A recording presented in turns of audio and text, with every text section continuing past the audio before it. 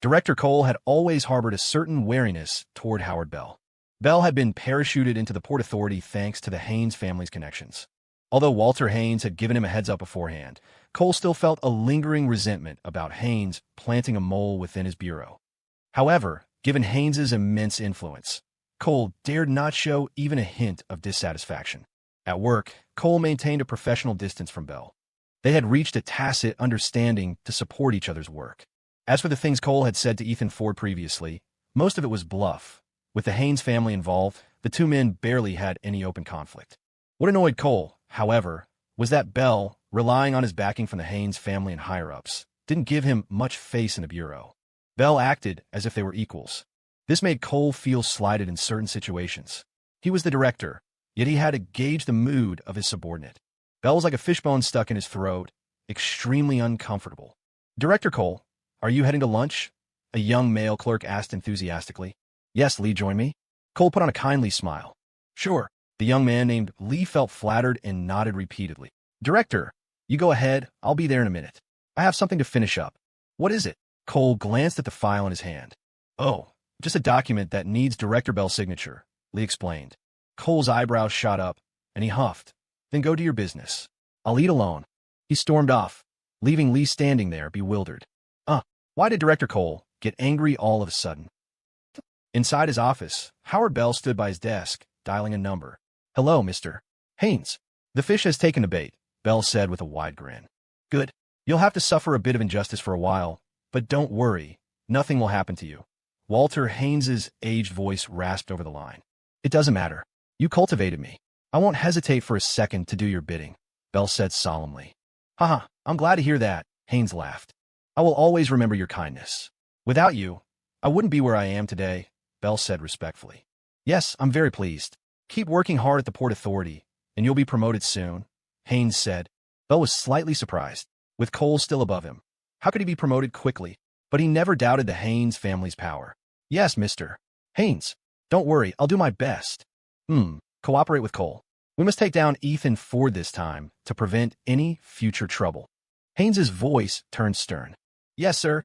2 weeks later, the West Ford Shipyard held its grand opening ceremony. The plaza was decorated with red ribbons and banners, creating a festive atmosphere.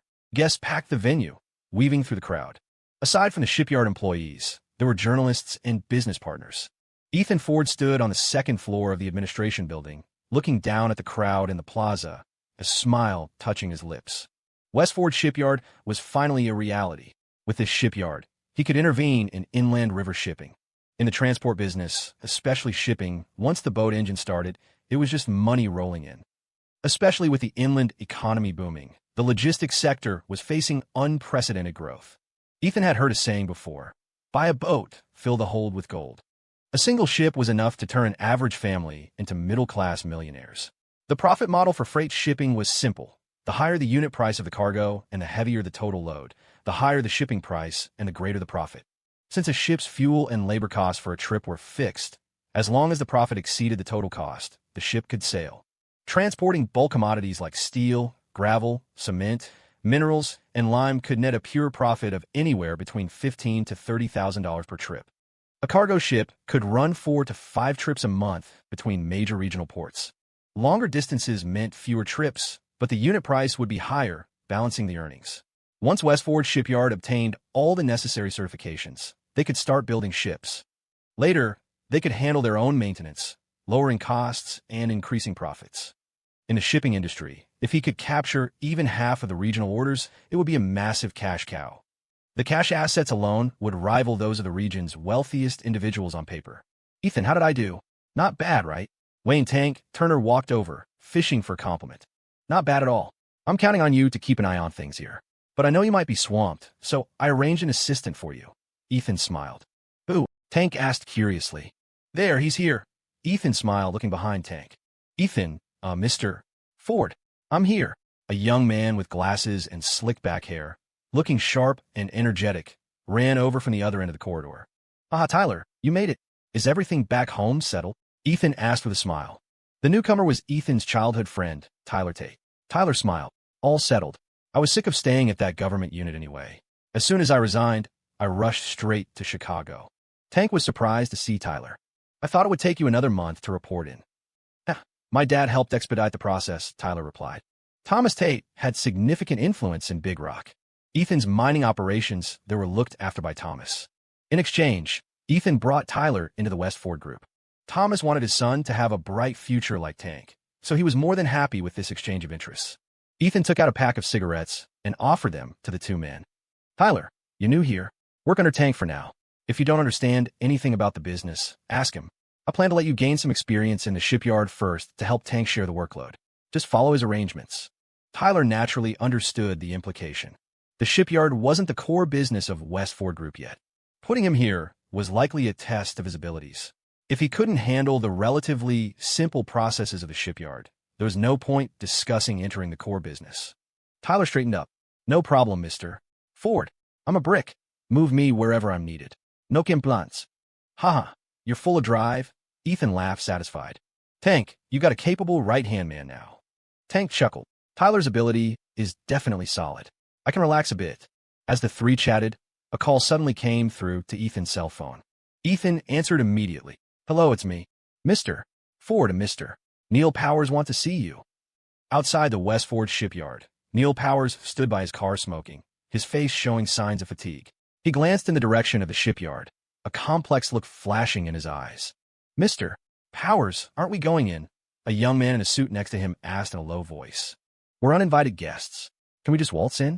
Lee, you've been following me for a while. Haven't you learned anything? Neil shook his head. Although the two had some friendship in the past, times had changed, especially after recent events. West Ford Group had launched an e-commerce platform, effectively positioning itself against many traditional distributors. The platform offered a full range of parts and complete builds at prices lower than physical stores, causing a massive shift in the PC industry landscape in Chicago. All distributors took a hit. West Ford's e-commerce platform had long since started inviting distributors of all levels to join. There were pros and cons. Some accepted, some resisted. Those who accepted saw the platform's potential. Those who resisted knew that joining meant entering a weaker position relative to the platform, losing much of their autonomy. This industry upheaval was like a massive wave, sweeping over everyone. No one was spared. Now, West Ford Group held immense sway in the industry. Compared to Neil's small dealership, they were worlds apart. As time passed, Neil felt the gap between him and Ethan widening. Coupled with the changing business dynamics, he had rarely contacted Ethan recently. He knew they were no longer on the same level. Keeping a distance was a helpless choice. Right, the young man named Lee laughed awkwardly. Lee looked up at the shipyard gate. On the left hung a golden sign, West Ford Shipyard. Inside, many cars were parked and people were bustling about. It was lively. Hey, Mr. Powers, why did West Ford Group suddenly enter the shipbuilding industry? The water in this industry is deep, and it requires heavy capital. It's not easy to do, Lee asked, puzzled. Neil smiled. If it were anyone else, or us, of course it wouldn't be easy. But that's West Ford Group. That's Ethan Ford. He's different from us. Lee was surprised. He could hear the admiration in Neil's voice. What kind of person was this Ethan Ford to command such respect from Mr. Powers? Ring, ring, ring. A phone rang. Neil took out his cell phone. Seeing it was Ethan calling, his expression suddenly relaxed. He answered immediately, laughing. Hi, Ethan. Mr. Ford, congratulations. Neil, what's this Mr. Ford nonsense? You're here, and you didn't even call me? Come on, Ethan said with a tone of mild complaint. Although it was a complaint, it sounded warm to Neil. I didn't want to disturb you since you're busy, Neil explained. Ethan laughed and cursed. What kind of bullshit is that? Get your ass in here for some tea. Don't need to send a sedan chair to the gate to carry you in. Neil paused, a smile appearing at the corner of his mouth. All right, I'm coming in. Where are you? Third floor tea room. I have good tea waiting for you. Ethan laughed. Neil hung up, a stone lifting from his heart. He couldn't help but laugh at himself. Sometimes he overthought things. Ethan had changed, but some things seemed to remain the same. Neil composed himself and waved his hand. Lee, let's go in. Okay, Lee responded. The two entered the West Ford Shipyard. The small plaza was hosting opening activities for employees, while on the other side, small business owners gathered to chat. Lee looked around curiously, noticing a row of brand-new large tractor-trailers parked in the distance, complete with red flowers on the grills. There were quite a few of them. My God, that many trucks? How much did that cost? Lee exclaimed. Neil shrugged. Who knows? Definitely not cheap. My old man wouldn't bear to buy so many new trucks. How can Westford Group compare to your father's business? You're joking, Mr. Powers. Lee tried to flatter him. Neil turned and rolled his eyes at him. Lee, you're still too young. Forget it. You wouldn't understand, even if I explained. Lee hadn't expected his attempt at flattery to backfire so badly. He smiled awkwardly. They arrived at the third floor of the office building. Someone was waiting at the stairs to lead them to the tea room. The door was open. Neil strode in and saw 3 people sitting inside, all familiar faces. Ah, Neil is here. Come, sit. Ethan stood up to welcome him, greeting him warmly. Ethan, long time no see. You've been a busy man lately. Neil felt warm inside. He sat at the tea table and greeted Tank and Henry Payne. Tank, you've bulked up again. Henry's gotten even more handsome. Henry Payne's usually stoic face cracked a slight smile. You're joking, Mr. Powers. Tank patted his protruding belly and sighed helplessly. Bulked up? I just got fat. They exchanged pleasantries. Lee, standing to the side, noticed Ethan. The more he looked, the more shocked he became. The boss of Westford Group was even younger than he imagined. My God, such a young man created Westford Group single-handedly? Incredible. Ethan, let me introduce you. This is Lee, the son of a friend of my dad. He's helping me out now. Neil stood up to introduce him. Ethan narrowed his eyes and looked Lee up and down, smiling. Is that so? It looks like you've found a capable assistant. Lee felt the pressure of Ethan's gaze, and his heart pounded. It wasn't malicious, just the oppressive aura radiating from someone in a position of power. Mr. Ford is too kind. Neil nudged him with his elbow, seemingly reminding him of something. Lee was confused and didn't react.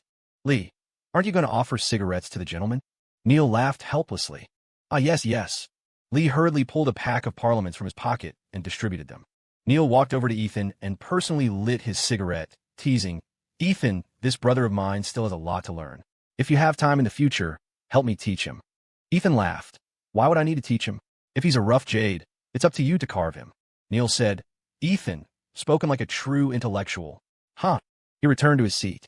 Ethan poured him tea personally. They drank and chatted, laughing just like in the old days. After a few pots of tea and another round of cigarettes, Neil finally stated his purpose.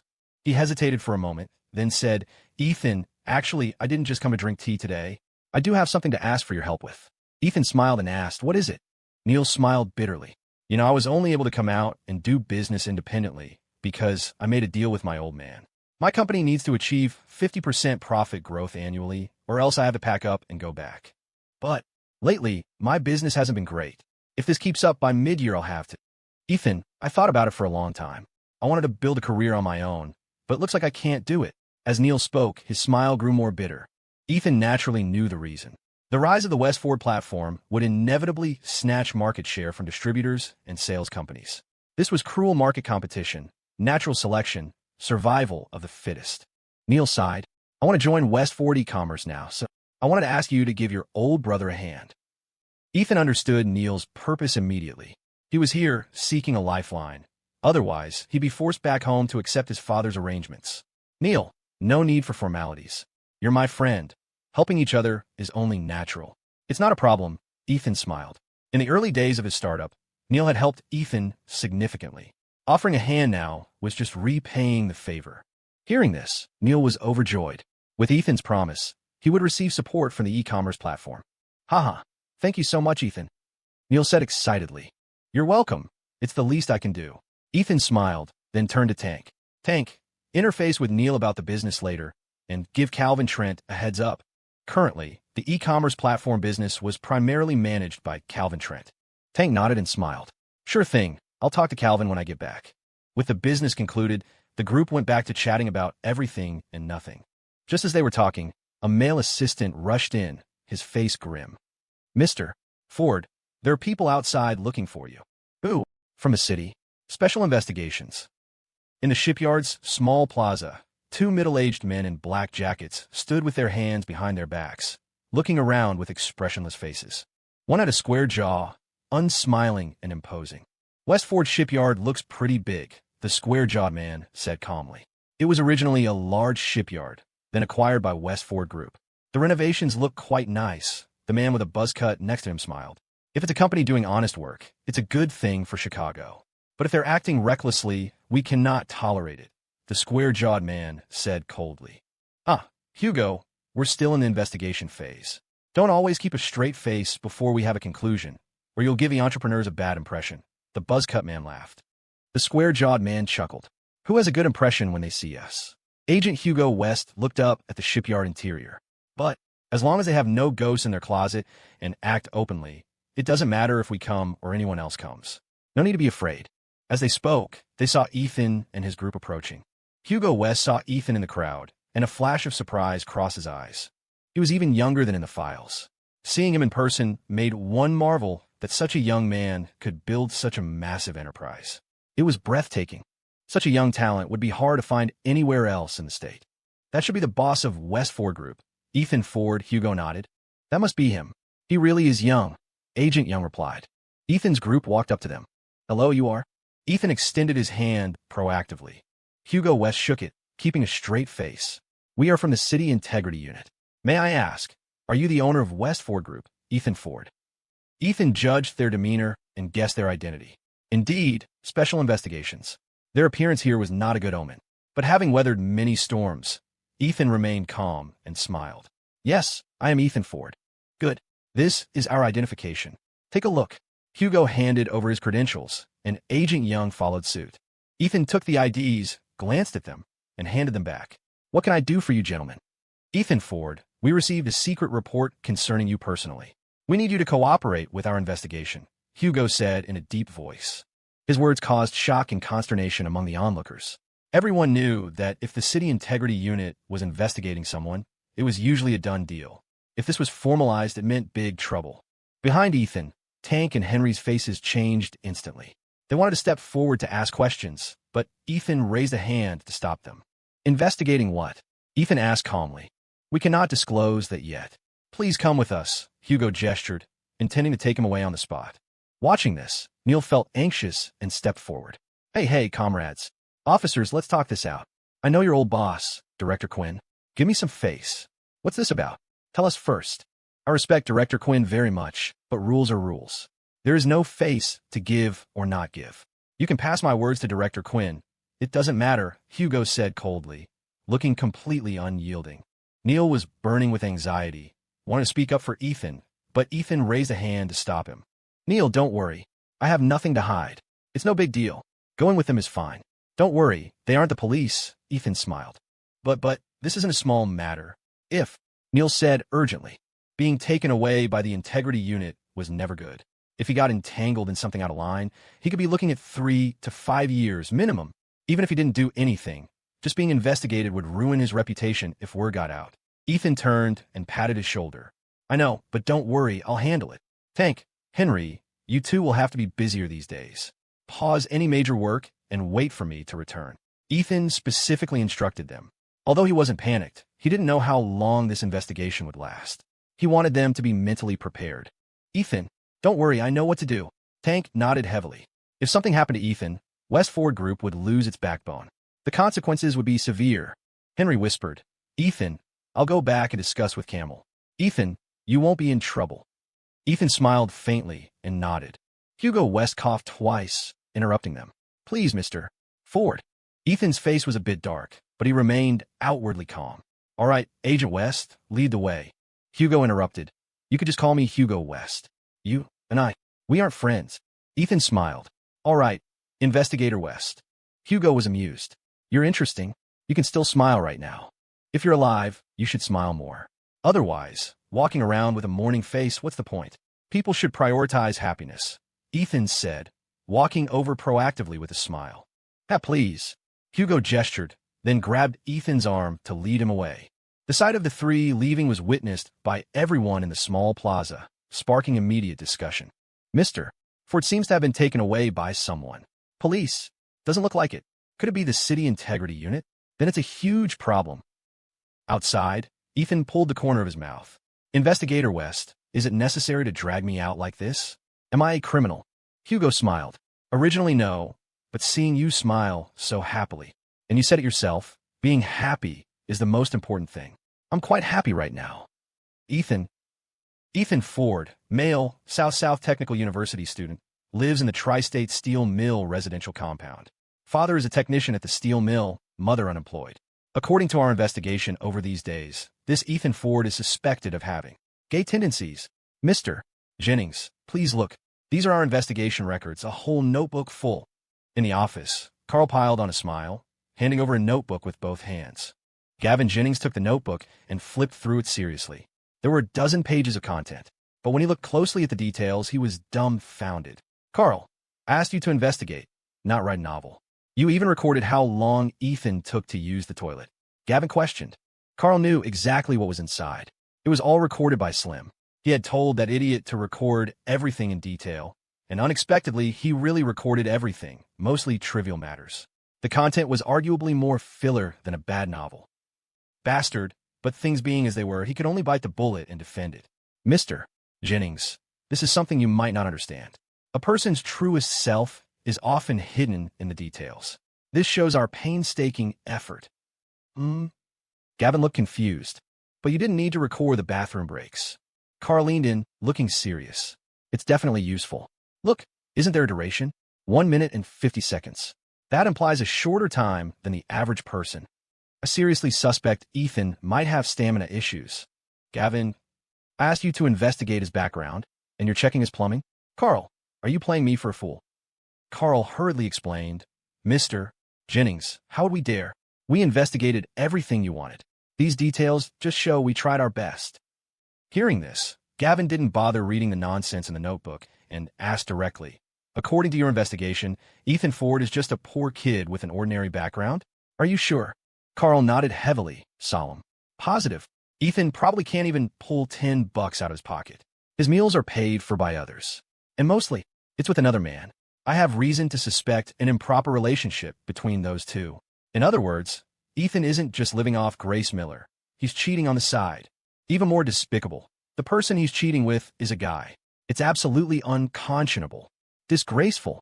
Disgraceful. Carl's fierce condemnation was very emotional, used to support the correctness of his investigation. After listening, Gavin stroked his chin. I didn't expect that. So, the guy is actually that kind of person. Maybe with this, we can make Grace Miller change her mind and dump him. Carl chimed in, Exactly, Mr. Jennings. What woman can accept her boyfriend coming out of the closet? Is there one? Absolutely not. Once Grace Miller's reservations are gone, this is in the bag. A future superstar is rising. Gavin listened happily and stood up, laughing. Ha, good. I'll go prepare. You did well this time. There will definitely be plenty of opportunities for us to cooperate in the future. With that, Gavin bid farewell and left, anxious to prepare to persuade Grace Miller. Carl saw him out of the company door, secretly breathing a sigh of relief. Looks like it worked. Haha. Securing cooperation with Gavin Jennings. Let's see who in the company dares to look down on me now. Thinking of this, Carl felt triumphant. Turning around, he saw Slim carrying a box out. Hey, cousin, where are you going? Come here. Carl waved at him. Slim's face changed slightly. He gave a dry laugh and walked over obediently. Cousin, what's up? Carl laughed twice and patted his shoulder. Cousin, you did good this time. But I looked at the investigation records. Isn't it a bit too detailed? Why is it padded like a novel? Hearing this, Slim's heart skipped a beat. Crap, did he figure out I made it up? Since being caught stalking last time, a group of people had visited him that very day. He had spilled everything he should and shouldn't have. Those people ordered him to stop tracking and keep his mouth shut about everything, or they'd throw him in a Lake Michigan to feed the fish. That was when he realized he might have offended a big shot. Since then, whenever Carl ordered him to track and record, he dared not even go out. The content in the notebook was all fabricated. However, the fictional content was based on Carl's own speculations. That way, Carl would believe his own guesses more readily and wouldn't be suspicious. Slim smiled awkwardly. Maybe I have a talent for writing novels. Carl rolled his eyes at him. You think I'm complimenting you?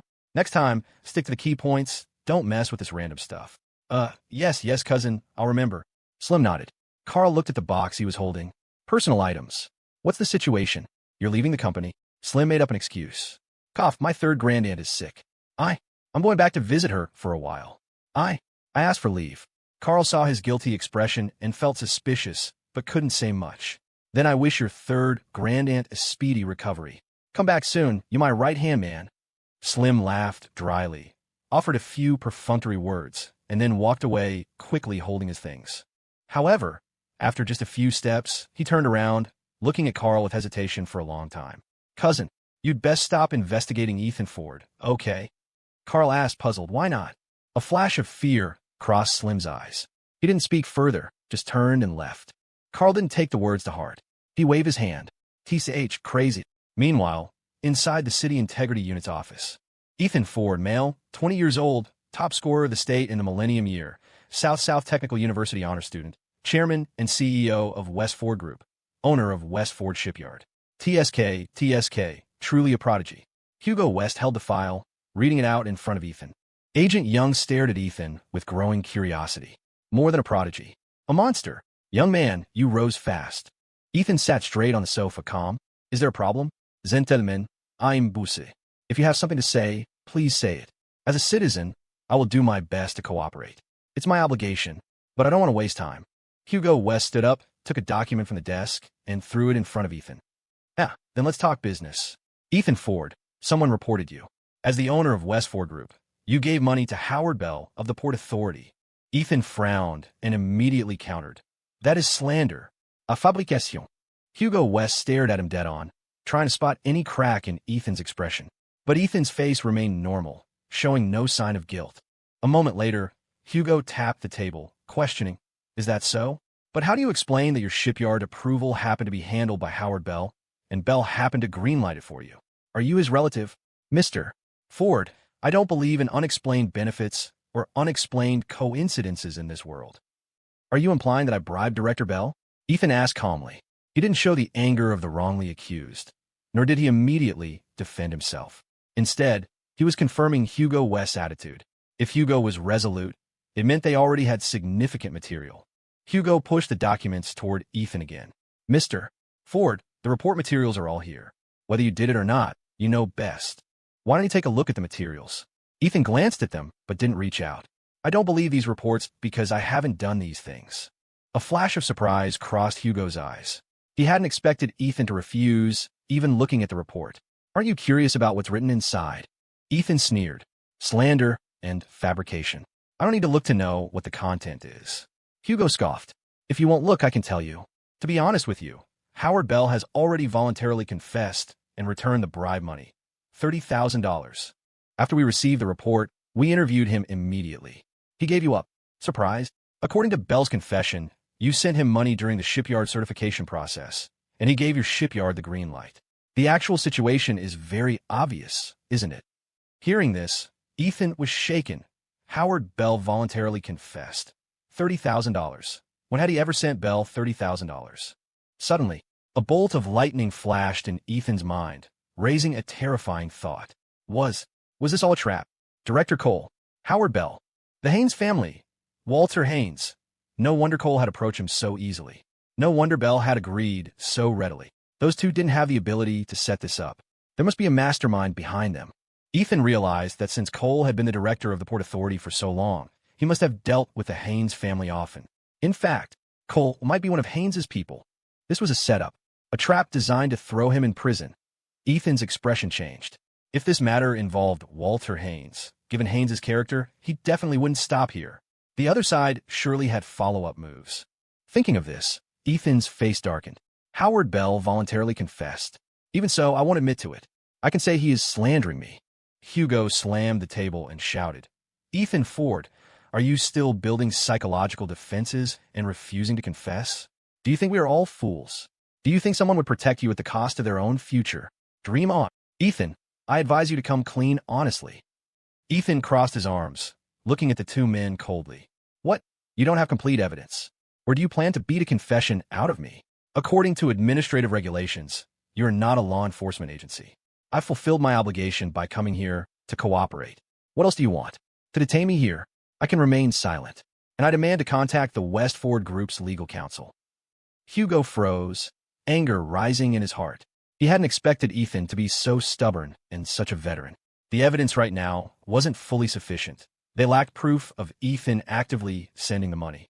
They brought him in today to close the loop, to dig out the method and process of the bribery, and to make him admit it personally.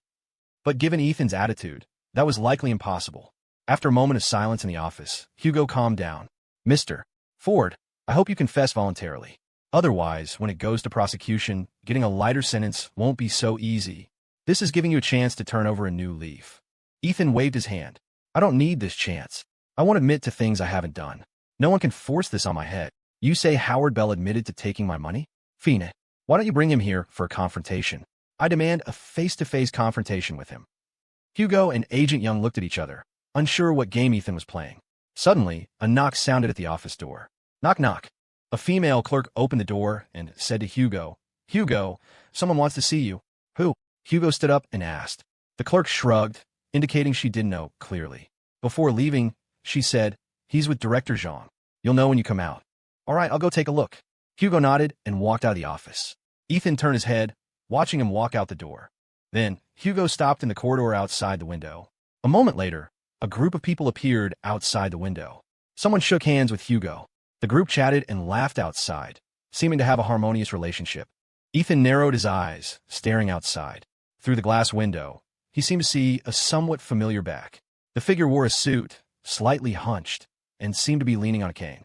Suddenly, the figure slowly turned around.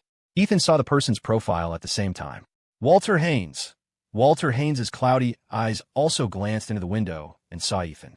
Their gazes met in an instant, seeming to spark countless collisions. Walter Haynes gave Ethan a bizarre smile. It made Ethan feel like he was being stared at by a venomous snake. A moment later, the door opened. Walter Haynes walked in, supported by two burly bodyguards. Hugo followed behind and said to Agent Young, Young, step outside for a moment. Agent Young understood and left the office. Now, in a large office, only Walter Haynes's trio and Ethan remained. The atmosphere was eerie. Walter Haynes leaned on his cane with a dragon head handle and walked up to Ethan. He looked him over a few times and rasped, Mr. Ford, long time no see. This long time no see didn't sound like old friends reuniting, but more like enemies meeting again. Hey, old man Haynes, any advice? Ethan asked coldly. Walter Haynes took slow, elderly steps closer and smiled. Advice? Hardly.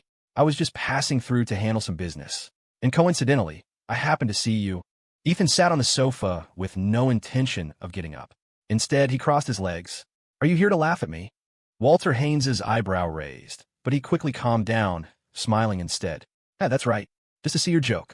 And by the way, to see how you'll die. By the end of the sentence, there was a hint of icy murderous intent. Walter Haynes knew very well that Ethan Ford had to be eliminated, whether to avenge his worthless son-in-law Frank Zane, to avenge his loyal servant Director Drake, or simply to sweep away a potential future competitor. Ethan Ford had to die. Then I'm afraid I'll disappoint you. I'm living quite well. Ethan spread his hands and smiled. You're pushing 80. Looking at the situation, me outliving you shouldn't be a problem. Walter Haynes stared dead at Ethan, a ruthless look flashing in his eyes like a fierce old lion. Enjoy your sharp tongue.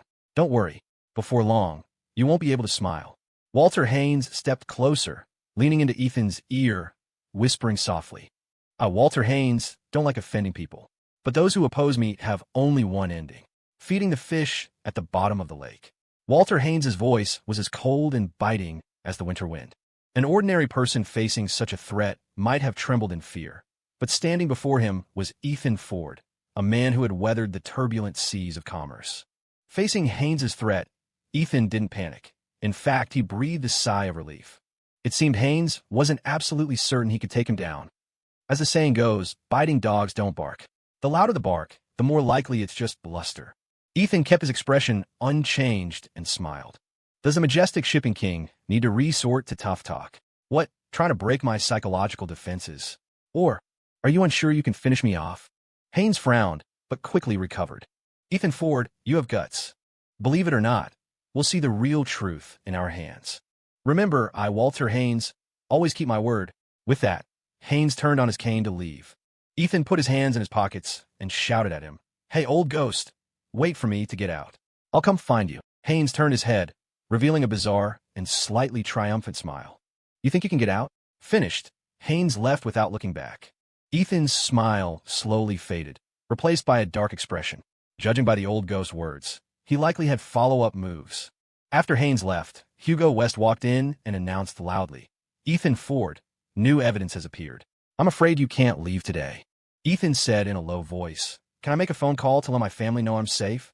Hugo said coldly, No need. We will notify your family for you. Given the special circumstances, you cannot contact anyone on the outside. Ethan questioned sharply, You aren't a law enforcement agency. What right do you have to detain me? I want to file a complaint with your superiors. He understood the administrative logic of the system very well. If Hugo forcibly kept him, it was a violation. Even if he fought an administrative lawsuit, he could win. Suddenly, dense footsteps sounded from the doorway. A group of police officers appeared. "Where is Ethan Ford?" Hugo smiled and said to Ethan, "See, we aren't detaining you. Now the nature of your case has escalated." Ethan raised an eyebrow, then looked at the police officer. A middle-aged officer walked up to Ethan, flashing his badge. "Ethan Ford, right? We are from the City Police Department, Economic Crime Division.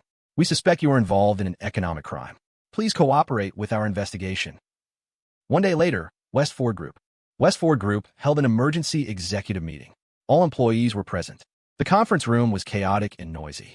Henry Payne and Tank were by the window, constantly making phone calls. "Can you guys quiet down?" Tank couldn't help turning around and shouting. The conference room quieted a bit, but many were still whispering. The news of Ethan being invited for tea had spread. He hadn't returned for a day, and there was no news. West Ford Group had lost its backbone, and no one knew what to do. "Tank, how about I go down there?" Henry hung up the phone and said in a low voice. He had exhausted his contacts, but hadn't heard a whisper about Ethan. He wanted to go to the City Integrity Unit personally. Tank rolled his eyes at him. "If we could go, I would have gone already. Going now is a waste of effort." Henry clenched his fists. "But there's no news of Ethan at all." Tank thought for a moment and gritted his teeth. "If worst comes to worst, I'm afraid we have to find one person." "Who?" Henry asked quickly. "James Bowen," Tank said solemnly. "Deputy Mayor Bowen?" Henry paused. Aside from Ethan, neither of them knew him well. They weren't confident they could persuade him to intervene in a case. Mr. Turner, what is the situation?" Many projects in the group are waiting for Mr. Ford approval. A middle-aged executive from West Ford Electronics asked worriedly. Although Ethan didn't handle specific details, major directions or partnerships needed his approval to proceed. Without his input, these projects were stalled. "What's the rush?" "Hold on," Tank scolded. With Tank's shout, the people in the conference room settled down slightly. Suddenly, a female assistant rushed in shouting, "Mr. Turner, bad news. People from Economic Crimes and Audit are here. They ordered West Ford Group to suspend business for 3 days for investigation." "What? Outrageous!" Tank was furious. He was already in a bad mood, and now this clearly showed someone was targeting them. A swarm of people ran out of the conference room. Auditors were already in the lobby checking and organizing documents.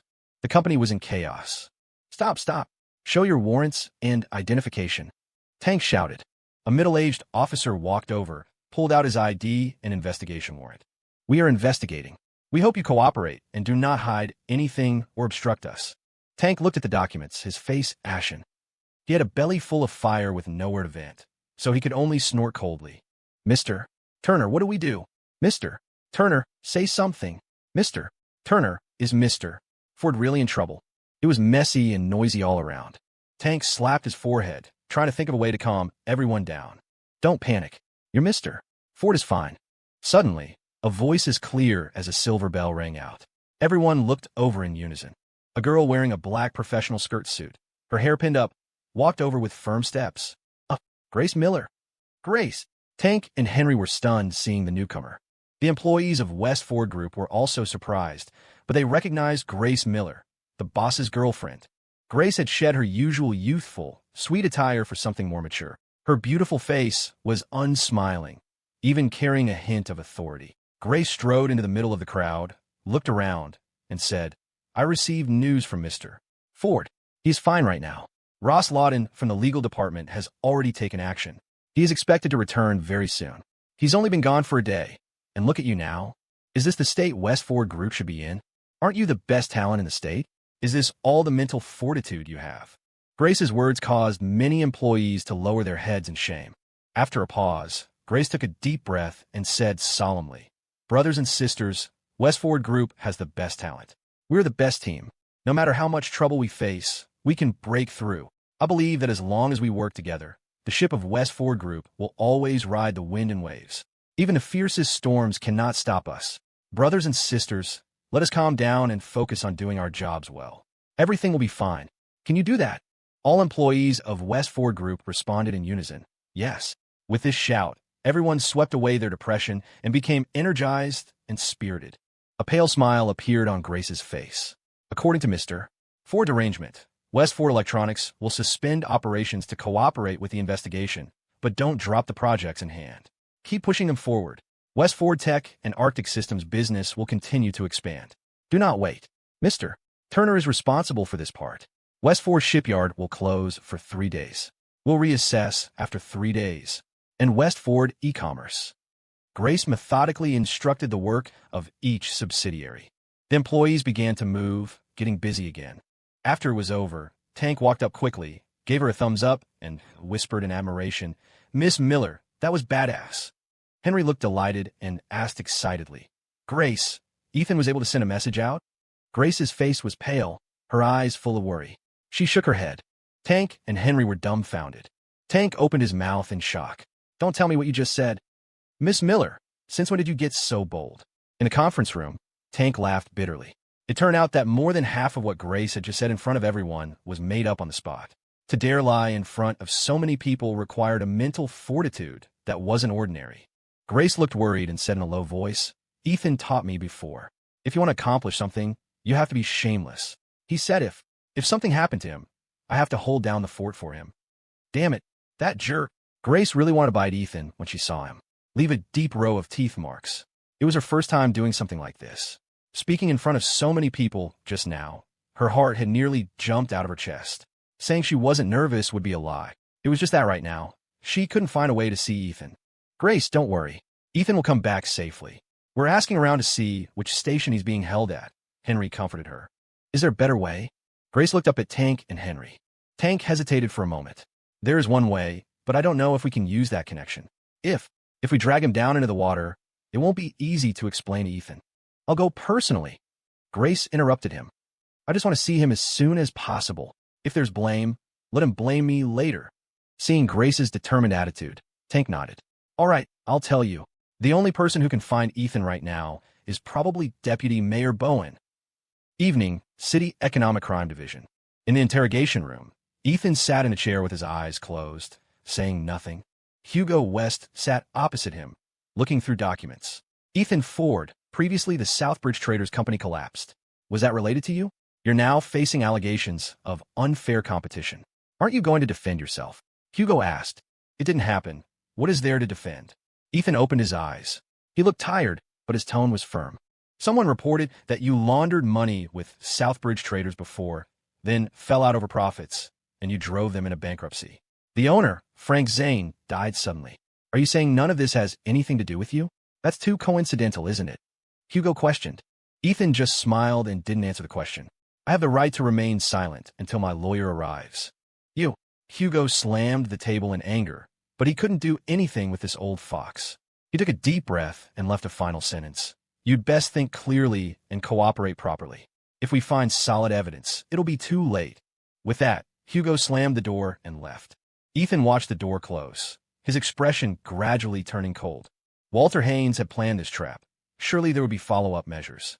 Forging evidence wasn't beneath them. If Haynes succeeded, Ethan wouldn't be able to clear his name even if he jumped into the Yellow River. In the office, Hugo West drank a large gulp of water to calm the anger in his heart. "Haha, Hugo, don't rush. Take your time with the case." Captain Gordon Gore Wolf smoked a cigarette and laughed. "It's my first time seeing someone so slippery," Hugo said helplessly. After a day of high-intensity interrogation, Ethan hadn't revealed a single flaw, leaving him helpless. Captain Gordon extinguished his cigarette and smiled. "No need to worry. Let me tell you something. You know Frank Zane, the owner of Southbridge Traders? Who was his father-in-law?" Agent Young asked. Who?" "The shipping king, Walter Haynes." Captain Gordon tapped the table. Agent Young paused. "I didn't expect that connection. No wonder." "No wonder as soon as Ethan went in, Haynes came to our unit." Captain Gordon laughed. "The Haynes family has wide connections. What ability does Ethan Ford have? As long as we find solid evidence, we can definitely send him away." Hugo West suddenly stared at Captain Gordon, narrowing his eyes. "You aren't working for the Haynes family too, are you?" Hey, Hugo, what are you saying? "I'm enforcing the law impartially." Captain Gordon hurriedly defended himself. Hugo kept a straight face. "That had better be the case.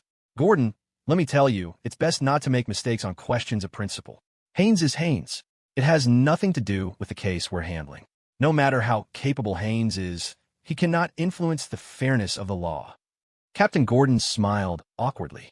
Yes, Hugo, you make sense. I was just saying. He thought Hugo West would use some methods to fix Ethan and was using Haynes to test the waters. He didn't expect Hugo to be truly upright. Hugo, maybe your methods don't work. We have to use mine. Come on, let's interrogate that kid my way. Captain Gordon stood up. The group returned to the interrogation room. Captain Gordon entered and saw Ethan still sitting with his eyes closed, looking calm and composed. He walked over quickly and slammed the table hard. Bang! The deafening sound echoed through the room. Ethan Ford, confess honestly immediately. Leniency for those who confess. Severity for those who resist. Captain Gordon glared furiously at Ethan. Ethan opened his eyes, looked at him, smiled, and said, "What? So fierce? Want to hit me? You can certainly try." Captain Gordon grabbed Ethan by the collar, hauled him up, and whispered, "What's with the attitude? Let me tell you, it's easy to have a little accident in here, like slipping and falling." Ethan narrowed his eyes and suddenly asked, "You were the one who let Frank Zane out before, right?" Hearing this, Captain Gordon's face changed. Seeing his expression, Ethan knew he had guessed correctly. "So, you work for the Haynes family too? Screw you. You dare spread rumors about me." Captain Gordon shoved Ethan down and shouted. Hugo frowned as he watched. So Captain Gordon's method was this kind of intimidation tactic? It might work on ordinary suspects, but for an old fox like Ethan, it was useless. Ethan stood up again, looked at him with a smile, and said calmly, "I'll remember you." What do you mean?"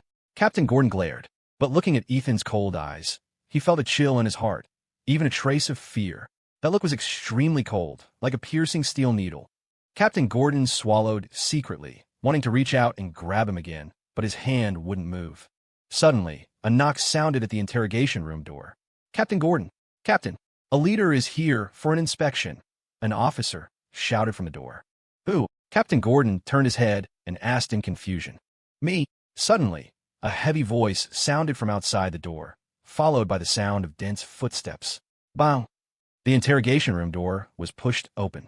A group of people appeared at the doorway, led by an old man with thinning white hair, wearing a black jacket and a dignified expression. Seeing the arrival, Captain Gordon and everyone in the interrogation room turned pale with shock.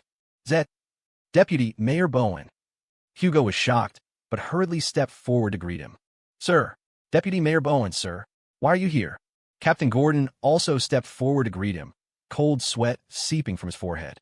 Why was James Bowen here at this time? Was it for Ethan Ford? Impossible, absolutely impossible. How could the deputy mayor come personally for a businessman? Captain Gordon muttered to himself. James Bowen swept a glance at the three of them and snorted coldly. Then he walked straight in, up to Ethan, and asked kindly, "Ethan, how are you? Are you all right?" As soon as James Bowen said this, everyone on the scene was shocked. Captain Gordon was dumbfounded on the spot. What was the situation? James Bowen really came for Ethan Ford. It looked like the relationship between Ethan and James Bowen was not shallow. How could this be? Hugo West was also dumbfounded.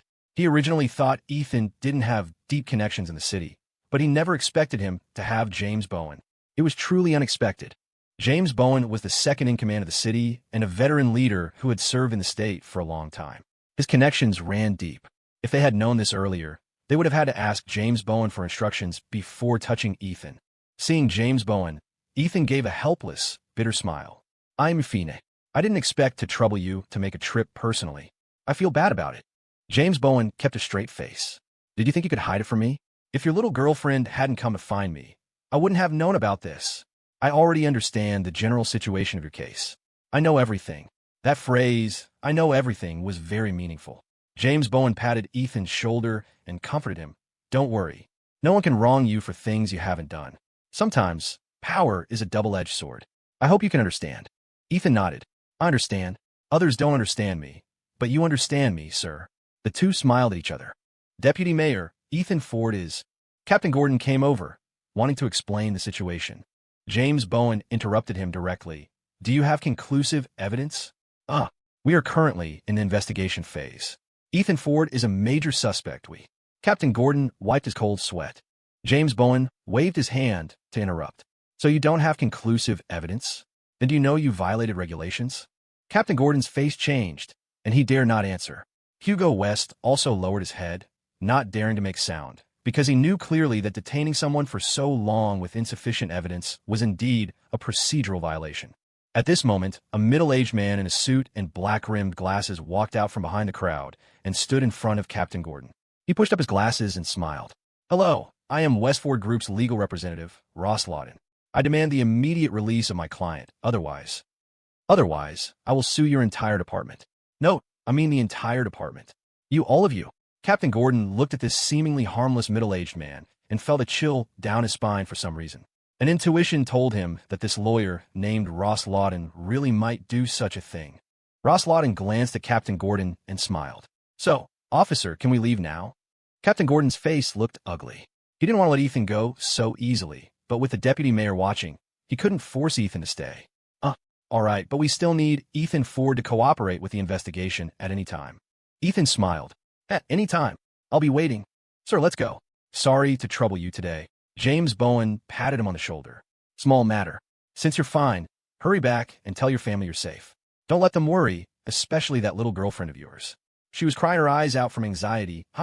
Thinking of Grace, crying made Ethan feel a pang of sadness. In his impression, Grace had always been strong. She rarely cried since childhood. "Yeah, I'll go see her in a bit.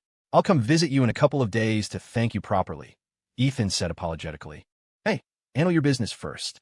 James Bowen waved his hand, then glanced at Hugo West, knowing this wasn't over. Ethan nodded. Just as the group walked out the door, Hugo West suddenly chased after them, blocking Ethan's path. "Sir, I still have a few words to say to Ethan Ford." Hugo asked James Bowen for permission. James Bowen looked at Ethan, seeking his opinion. Ethan saw Hugo's determined look. If he didn't agree, he probably wouldn't leave so easily. "Sure." Ethan smiled. The others left first. Hugo and Ethan went to a separate reception room by the main gate. "Ethan, don't think you can be fearless just because the deputy mayor stepped in. I will continue to pursue the matter between you and Howard Bell," Hugo warned. Ethan sat in a chair, his expression calm. "If I said someone framed me, would you believe it?" Hugo sneered. "Howard Bell voluntarily confessed everything. You say he's framing you? Do you have evidence?" "You want evidence? I can give you evidence." Ethan's gaze was electric, answering without hesitation. Hugo was stunned. He hadn't expected Ethan to answer so decisively. He took a file from his satchel and threw it in front of Ethan. "Here are the investigation materials. Howard Bell voluntarily confessed that you gave him money in a coffee shop. There are photos of the scene and photos of the bribe money. Do you think he would ruin his own bright future just to screw you?" "Ethan, I know you're full of tricks, but don't dream of using petty means to escape guilt this time." Ethan opened the file and saw the photos inside. The corners of his mouth curled into a smile. "Howard Bell said this? Heh, I can only say he's lying. And I can only say, some people have quite the capability." Hugo frowned and asked, "What do you mean by that?" Ethan stood up and straightened his clothes, smiling. "Nothing. I'll say it again. You want evidence, I can give you evidence. I reiterate, I am innocent. You don't need to waste time on me. Finally, I will let you see the truth of these matters." Ethan opened the door and left without looking back. Hugo's heart sank. He chased out and shouted from behind, "Ethan Ford, I'm warning you not to act recklessly." "Don't worry, I never act recklessly." Ethan didn't turn back, walking briskly forward. The two walked out of the Economic Crime Division gate one after the other. Captain Gordon was standing on the steps outside. When Ethan passed him, he didn't even look him in the eye. Hey, Hugo." Captain Gordon grabbed Hugo West, who was chasing after him. Hugo snorted coldly and stood still. The two watched helplessly as Ethan walked down the steps toward the convoy. 3 luxury Mercedes and 5 Autos formed an eye-catching convoy, causing officers coming and going to look sideways. "Ethan, Mr. Ford, boss." A group of men in black suits bowed to Ethan beside the convoy. "Are you okay, boss?" Duke Drake stepped forward, draped a black trench coat over Ethan, and opened the car door. Ethan smiled. "I'm fine. Now let's go home." Duke's stern face finally broke into a smile. Okay." Ethan got into the Mercedes. Wes Sterling was already waiting inside. "Boss," Ethan said coldly. "Wes, go find someone for me." Night, River Source Villa District, the Haynes residence. Walter Haynes was concentrating on practicing calligraphy in his study. This was his best activity for calming his mind. Knock, knock. Come in. The door opened, and Winnie Zane entered carrying a tray of food. "Dad, you didn't eat dinner. Have a little something now?" Winnie asked with concern. "I'm not hungry." Walter Haynes continued writing, speaking indifferently. Winnie put the tray on the coffee table to the side and asked, "Dad, What's bothering you so much? Is it still about Ethan Ford? Isn't Ethan in jail?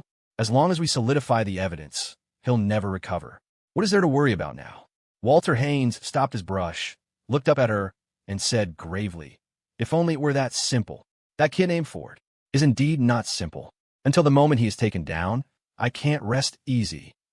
Mentioning Ethan Ford, hatred surged wildly in Wendy's heart. That man killed my husband. I won't be at peace until he's dead.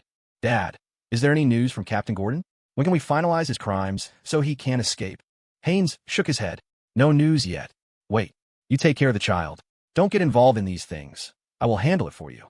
When he knew her father's dominant personality, she pouted but dared not argue. Suddenly, Walter Haynes's cell phone rang. He picked it up and answered, a smile appearing on his face. Aloha, Captain Gordon. How's it going? Silence on the other end for a moment. Then Captain Gordon whispered, Mr. Haynes, Ethan Ford left the division. Hearing this, Haynes's smile froze instantly. A moment later, he slowly retracted his smile and questioned, what happened? Captain Gordon said awkwardly, Deputy Mayor Bowen personally came to take him away. I couldn't do anything. I didn't know Ethan had such a deep relationship with the deputy mayor. Mr. Haynes, that Ford kid. I'm afraid he won't be easy to handle. Haynes was shocked. James Bowen? The kid named Ford had connections with James Bowen. Haynes found it hard to believe. He had contact with James Bowen a few times. That man was very different from typical leaders. James Bowen was famous in the state for being iron-faced and selfless. Calling in favors didn't work with him. He was hard to deal with. Perhaps because of this character, Bowen had stayed in the state for most of his life without being promoted to other states, and likely would retire in this position. How could such a person personally intervene in a case? It completely exceeded his expectations. Yes, I just got scolded severely by the chief and the deputy mayor. Captain Gordon said gloomily. Haynes slowly recovered from his shock. He scolded you for Ethan? Captain Gordon whispered. Yes. Mr. Haynes, how about we reconsider this matter? Ethan has the deputy mayor looking out for him. He's untouchable. Mr. Haynes, I'm afraid I can't help anymore. Haynes frowned, hearing that Captain Gordon was beating a retreat. Captain Gordon, don't be nervous. This time, even if Ethan has backing, they can't save him. There is no one Walter Haynes wants to take down that stays standing. Late at night, West Ford Group. Ethan returned to the company immediately after his release. As soon as he reached the entrance, Grace Miller, Tank, Henry, and others were already waiting. Seeing Ethan, Grace ignored everyone's stares and threw herself into his arms, hugging him tightly. Stupid Ethan, you jerk. Grace's small fists rained down on his chest like raindrops. It's okay. It's okay. Ethan comforted her with a smile, letting her hit him. Grace looked up, her eyes red, holding back tears as she complained, You always make me worry so much, bad guy. Ethan gave a wry smile and apologized. I didn't want to either. When you walk in the rain, you get wet. How can you avoid getting cut in this world? Who did you offend exactly? Grace asked worriedly. An old man. Don't worry, I used to punch out the South Mountain kindergarten and kick the North Sea nursing home. He's no match for me. Ethan laughed. Hearing this, Grace burst into laughter through her tears. You guy, still joking at a time like this? Grace's laughter lightened the atmosphere considerably. Ethan rubbed her head. All right, wait for me a bit. I'm going to arrange the company's work so they can feel at ease. When I'm done, we'll go home. Grace humphed. Go. I'll deal with you when we get back. Ethan shrugged. Deal with me however you want. By the way, you did great today. I'll reward you later. Seeing the mischievous smile on Ethan's face, Grace blushed and spat. Who wants your reward? Is your skin itching? While the two flirted, the surrounding people moved far away, pretending not to see. After comforting Grace, Ethan summoned Tank and the others to the office for a meeting. In the CEO's office, Duke pulled out the leather chair for Ethan to sit. Tank, Henry, Calvin Trent, Big Ed, Camel, and over a dozen executives from West Ford Group and Onlu Group were gathered. Everyone was waiting for Ethan to speak. Ethan scanned the crowd and smiled. While I was away these 2 days, you worked hard. Ethan, it wasn't hard. Everyone shouted. Ethan retracted his smile, a cold light revealing itself in his eyes. The shipping king Walter Haynes wants to screw me. If someone respects me a foot, I respect them 10. But this matter isn't over. Camel shot up, furious. Boss, just say the word. One word from you, and I can bring that old ghost Haynes's legs back to you. As soon as Camel spoke, everyone in the office fell silent. Too damn ruthless. Camel was a maniac. Ethan laughed involuntarily. Camel, look at the suit you're wearing. It's neat and tidy. Why get it dirty? It wasn't easy getting you into a suit. Don't take it off so easily. We're business people. Fighting and killing isn't appropriate. Hearing this, Camel could only laugh awkwardly. Yes, boss is right. But do we just swallow this insult? Boss, your brain works better than mine. How do we do it? Ethan tapped the table, pondering for a moment. I have a plan. You and Henry go invite Director Cole. Just say Ethan Ford, invite him to dinner. The word dinner was emphasized heavily, hiding a chilling intent. Everyone knew what it meant immediately. Henry asked in a low voice, Ethan, what if that old guy refuses to come? Ethan sneered. He must come. He has no choice. Camel, you know what to do, right? Camel revealed a cruel smile and nodded. Hee boss, I know. Ethan looked at Tank.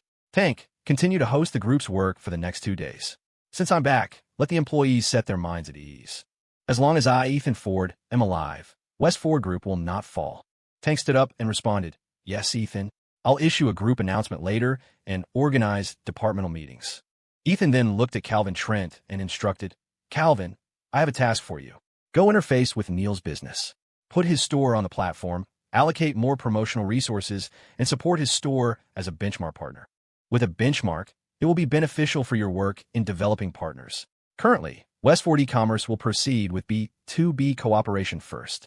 Once warehousing, logistics, and information flow are established, expand to individual merchants. Calvin stood up. Yes, Mr. Ford. Mission guaranteed. Ethan nodded, feeling relieved about one thing. Helping Neil Powers wasn't difficult for Ethan. In his heart, Neil counted as one of his few true friends. In the early days of his startup, Neil had given a lot of support. Ethan's first pot of gold was earned through Neil, and subsequently, Neil introduced him to many industry connections. He met Victor, the Reaper, Vane through Neil's introduction as well. Plus, the way Neil stepped up without hesitation to help when he was taken away touched him deeply. Finding such a loyal friend nowadays was rare. Ethan glanced at the other executives. Continue doing your work. Put your hearts back in your stomachs. I don't want to see you panic like this again. Consider this a test for you, but there won't be a next time. Hearing this, all executives looked solemn. Yes, Mr. Ford. The executives responded in unison. Ethan then continued to make work arrangements and listen to reports from subsidiaries. This suspension and rectification had limited impact on West Ford Group's business, but it hit the group's reputation hard. Some of West Ford e-commerce partners had begun to withdraw cooperation, and many others were watching from the sidelines. However, overall, the scope of impact was controllable and no major losses occurred. Ethan secretly resolved that this debt would definitely be recorded on Walter Haynes' head. Less than an hour later, the meeting adjourned, and everyone bid farewell and left. Ethan walked out of the CEO's office to the employee lounge and saw Grace asleep on the sofa. Ethan didn't turn on the light. Instead, he walked over gently, took a blanket, and slowly covered her. Looking down, he saw Grace's brows slightly furrowed, a pitiful look that made his heart ache. He reached out his finger and gently rubbed between her eyebrows, smoothing out the frown. Ethan brushed back the hair from her forehead and whispered gently, Grace, don't worry. No one can defeat your boyfriend. Grace seemed to hear him and pursed her tempting red lips. Looking at her lips, Ethan swallowed involuntarily, closed his eyes, and slowly leaned in. At the moment of getting close, he could feel the hot breath from both of them. Grace seemed to feel it too. She subconsciously opened her eyes a slit, saw Ethan approaching, thought she was having an indescribable dream, and shyly closed her eyes tightly. Bang! Ethan, want to go grab some late-night snacks later? The door was suddenly thrown open, and Tank ran in shouting carelessly. But the next moment, seeing the scene before him, he froze on the spot. Holy crap, bad. I seem to have come at a very bad time. Oh my God, doomed. Sure enough, Ethan turned his head and glared at him. Get lost. Ethan, I was wrong. I didn't see anything. Tank turned and ran out. Ethan slapped his forehead. The atmosphere he had built up with such difficulty was broken by this idiot. He laughed bitterly. Just as he turned back, Grace's pretty face suddenly appeared in front of him. Stupid Ethan, continue. Blushing, Grace grabbed his neck, pulled him over forcefully, and then kissed him. Noon the next day, Grace grabbed Ethan by the ear and hauled him out of bed. Ethan Ford, how long do you plan to sleep? Without asking for leave, do you want your credits deducted? Ethan was jerked awake. Rubbing his sleepy eyes, he mumbled, let them deduct. Let me sleep a little longer. Oh, come on, get up. I'm hungry. Grace forcefully dragged him out of bed. Ouch, gentle, it hurts. Ethan pretended to be delicate. Grace asked suspiciously, where does it hurt? Ethan grinned. My lower back. I didn't even use any force. Grace defended herself. Ethan laughed. Maybe. Perhaps it was too much hard work last night. Hearing this, Grace's pretty face turned crimson. She glared at him in shame and annoyance, spitting, Can you blame me? Wasn't all you bad guy. Besides, it wasn't even that many times. Ethan pulled the corner of his mouth. Now he understood.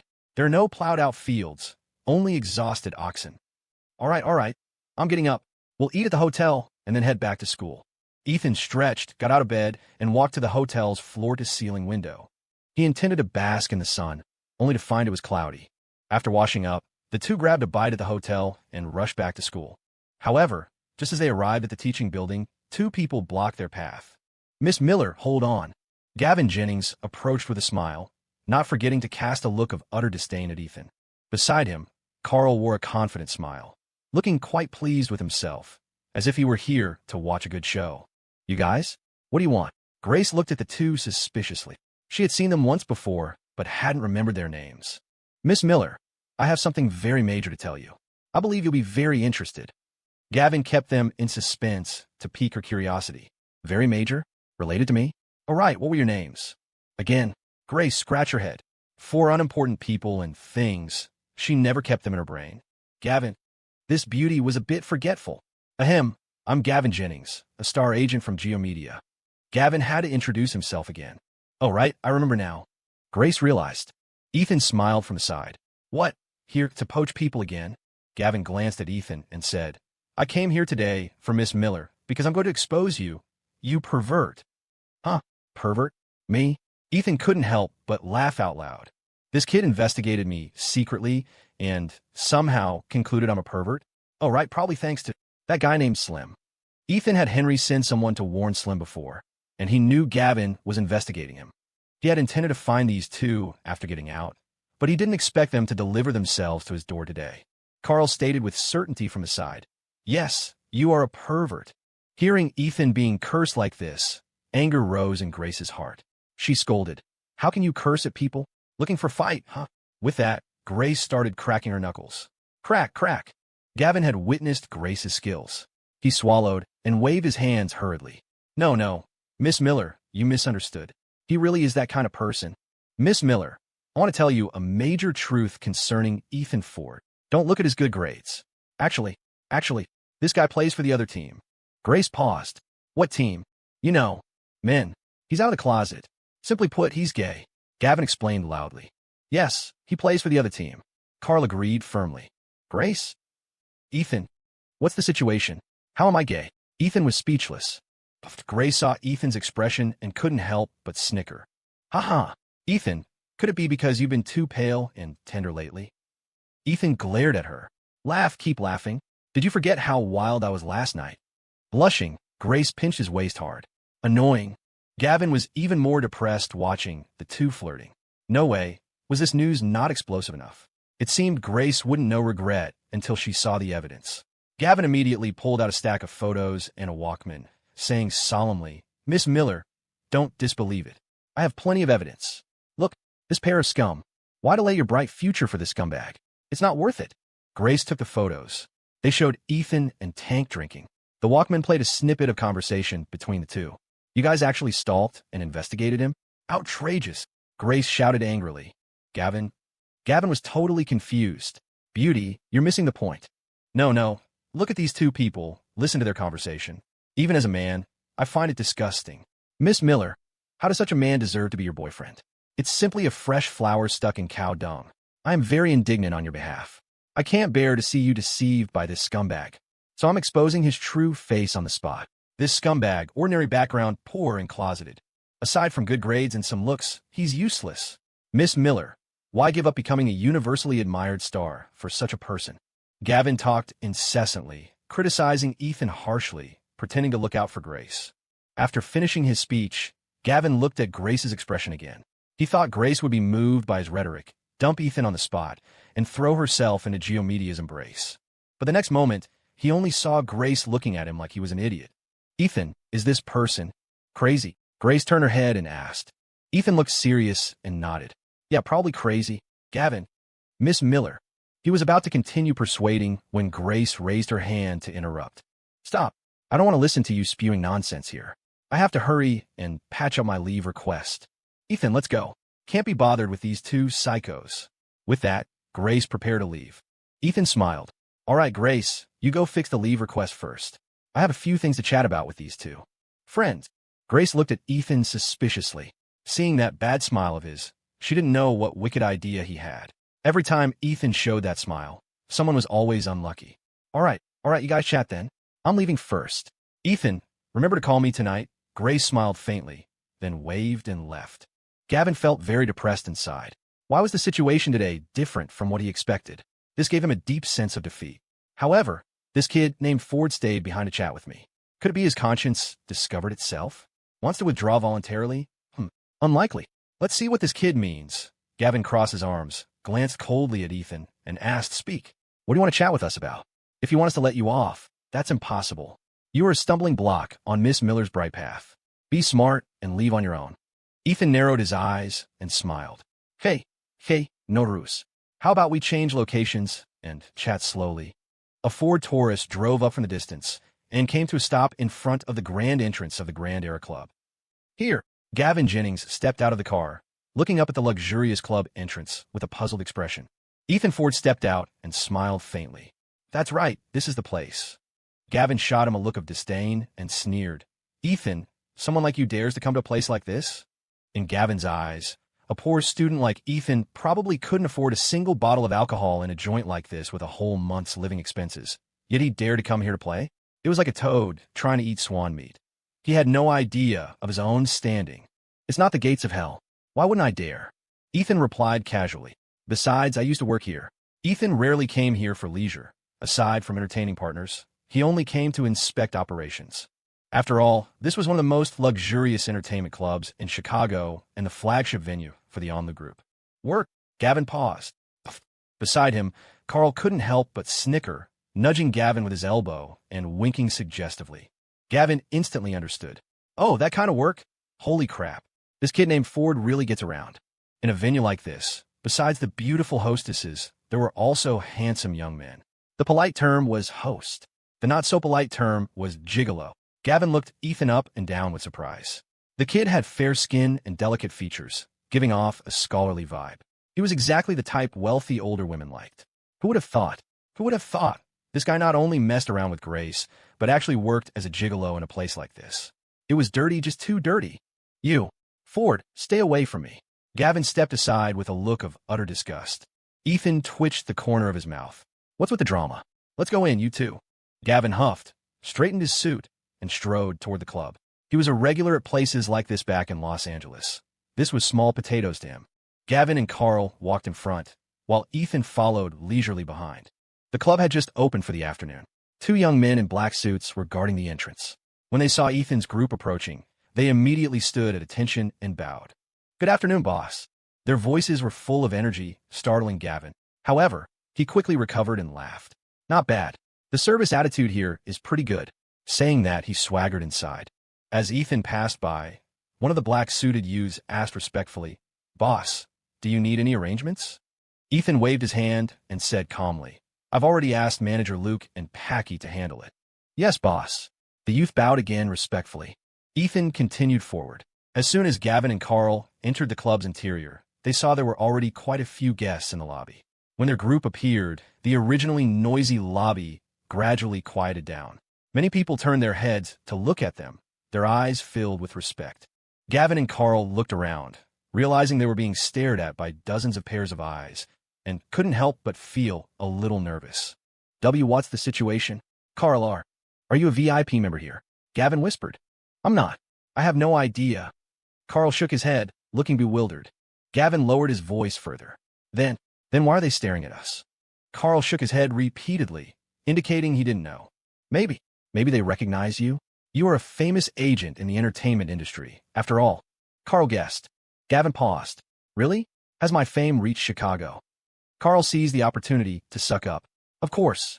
Who in Chicago doesn't know Geomedia? Who doesn't know the god of star-making, Big Brother Gavin? Gavin was elated by the flattery, though he kept a calm expression on the surface. He chuckled, "Haha, you're too kind, too kind." It was indeed possible these people recognized him, even if he didn't recognize them. "Haha, hello everyone. Good afternoon." Gavin smiled amiably, puffed out his chest, and waved to the crowd. At this moment, a beautiful waitress approached them with a smile. "Please follow me, gentlemen." "Miss, do you recognize me too?" Gavin asked in surprise. The waitress gave a cryptic smile and gestured for them to follow her. Hey, wait a minute. Let's be clear, I didn't ask to come here. Ethan treated us." Gavin turned around, making sure the waitress understood. He meant, "Don't come to us for the bill later." Hearing this, the waitress's expression became even more respectful. She turned to Ethan and bowed slightly. Ethan responded with a smile.